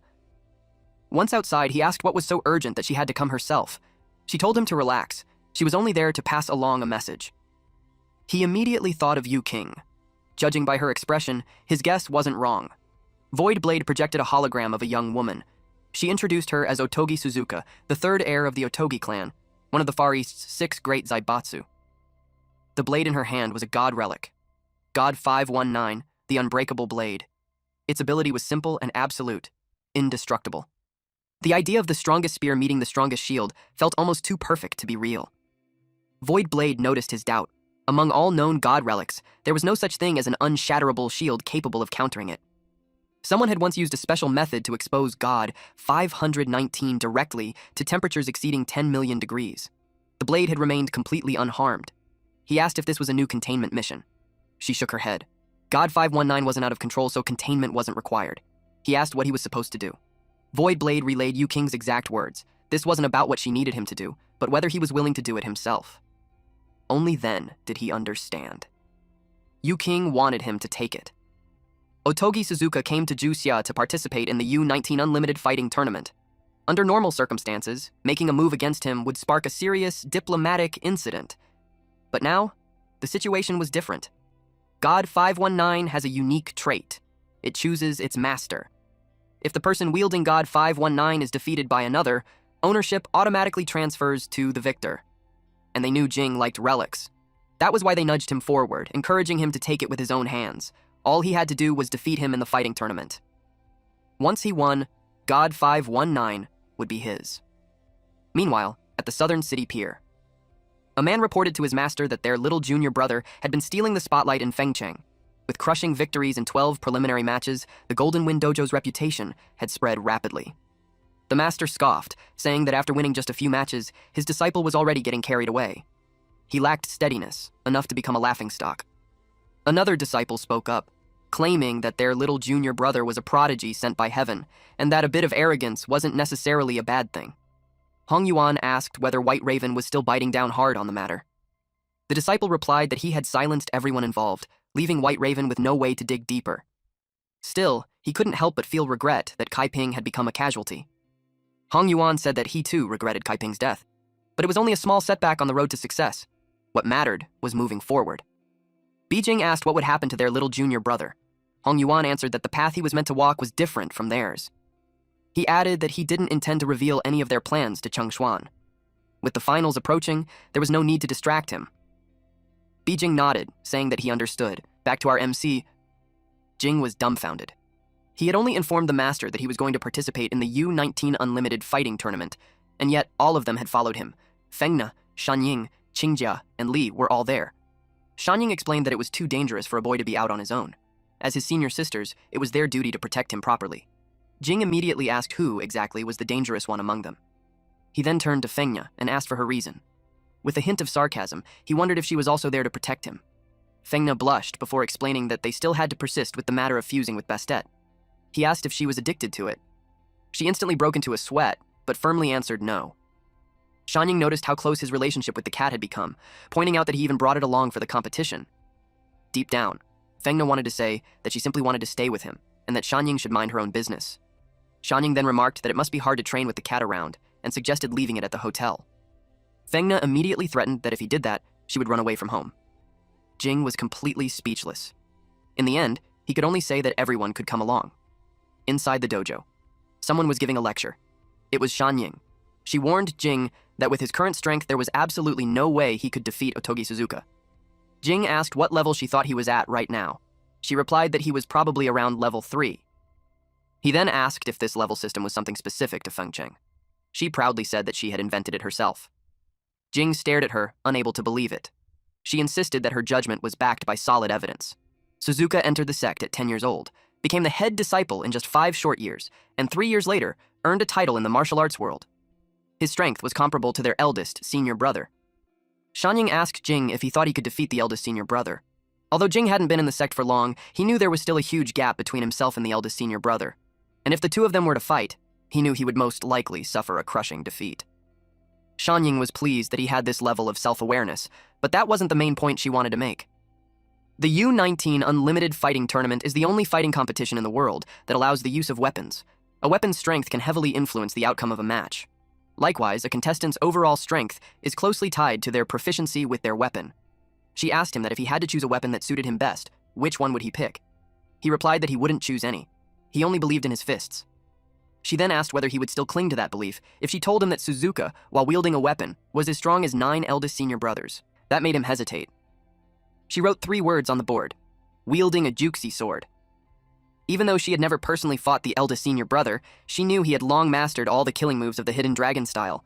Even if Jing trained his golden scales to the extreme, it would still be difficult for him to block a full power strike, and if 9 of them attacked at once, there would only be one outcome: total defeat. That was when Shanying presented a savior and told him to look. It was wrapped in black cloth. Jing immediately sensed it was a good blade. Shanying asked how he knew it was a blade. He said it told him itself.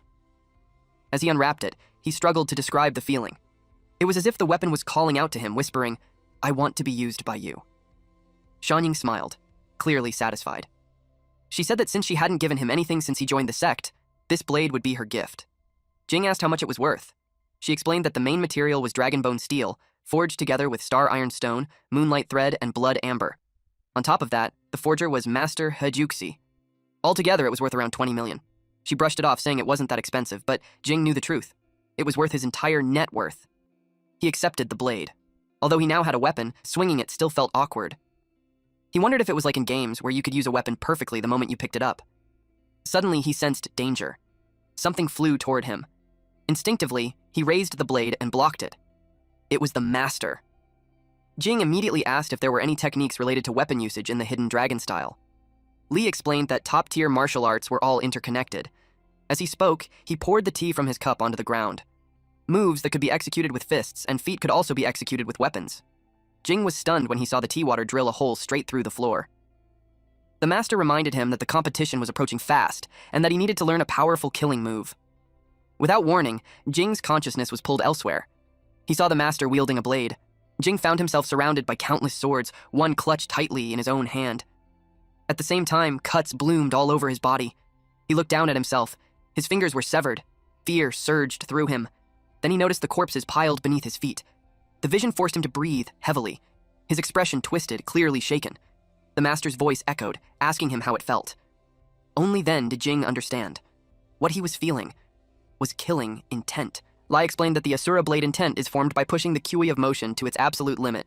When mastered, it can affect others without physical contact, relying purely on spiritual consciousness. Jing asked if there was any scientific explanation behind it. Li replied that their hidden dragon style could summon a dragon at will, so scientific logic had already left the conversation. Since Jing wanted to learn weapons, Li offered to teach him the Asura blade intent. Even without the proper physique or killing techniques, simply swinging a blade with that intent was no small feat. They started immediately. Jing said sparring with him felt like overkill. Li asked what he was thinking and told him that Qingjiao would accompany him. He was instructed not to think about techniques or forms. All he had to do was attack Qingjiao with genuine killing intent. If the opponent was her, he would not hesitate to hold back. He swung his sword at her, but she dodged cleanly. She countered with a sharp karate chop, but he slipped away in time. Then he tightened his grip on the sword. The master told them to do it again. Li observed closely and realized Jing also had talent with weapons. At this pace, 1 week would be more than enough, maybe even 4 days. That was his estimate before a disciple suddenly rushed toward him. The disciple reported that someone claiming to be from the Golden Wind Dojo had forced their way in and appeared to be looking for trouble. Before he could finish, someone shoved him aside. A junior disciple from the Golden Wind Dojo stepped forward and challenged Jing to a fight to the death. Jing asked who he was. The man introduced himself as Li Chengshuan, a direct disciple of the Golden Wind Dojo. He declared that if he won, Jing would have to answer one question. Jing recalled seeing his name on the participant list Yu Qing had given him. That was when he realized this dojo was connected to the Cockroach Men. Li allowed Jing to exchange a few moves with him. He told Jing not to worry. This was still his master's territory. Jing told Chengshuan that he accepted. Bai Jing already knew Jing. He was the one who had killed number 1 and number 9. He warned Chengshuan that his opponent was strong and told him to be careful. Chengshuan waved it off, saying he had seen plenty of people who looked strong on the outside but were weak on the inside. Chengshuan told Jing that since he was older, Jing should call him Brother Li. He leaned in and whispered that Jing should relax. This big brother would hold back. After all, this was Jing's turf, and it wouldn't be good for him to lose too much face. Jing could only sigh. He told him that he talked too much. He stabbed his blade into the ground and vanished. Chengshuan froze in confusion. Jing appeared behind him, about to strike, but Chengshuan acted as if he had expected it. He shaped his hand like a blade. Jing clenched his fist and punched. Their fists collided head-on. Chengshuan was forced backward. His eyes lit up when he realized Jing wasn't simple at all. Jing acknowledged it internally. The Golden Wind White Rainbow Sword truly lived up to its reputation. His fist was bleeding. It felt strange. This was his first real fight against a martial artist. All his past enemies had been cyborgs or cockroach monsters. He was glad to finally face a proper opponent. Chengshuan charged forward. He swung his blade-like arms at Jing. Jing blocked with his reinforced forearm. The strike barely scratched his dragon scales. Chengshuan stared in shock when he saw the golden-scaled skin. Jing was only 17. He demanded to know how Jing had cultivated that level already. Jing answered by punching him and telling him to shut up. While airborne, Jing unleashed a flurry of punches. Fengna looked impressed. Shanying was stunned by how much Jing had grown. Jing wondered if cultivating the Golden Wind Rainbow Sword also strengthened the body. Anyone else would have collapsed after 2 or 3 hits, yet Chengshuan endured dozens, like a man made of steel, barely budging. Then Jing spotted an opening. He activated Twin Life. Just as he was about to land the blow, someone shouted for them to stop. Jing was startled, but he immediately pulled back. Hong Yuan stepped forward and said it was only a match. There was no need to kill. Chengshuan was already injured. Alright, that's it for today's story. If you want the weekly chapter updates for this series, those will now be uploaded on my second channel, Manhwa Updater. So if you don't want to miss what happens next, make sure to check it out and join the update gang. Thanks for watching, stay cool, stay awesome, and I'll see you in the next one.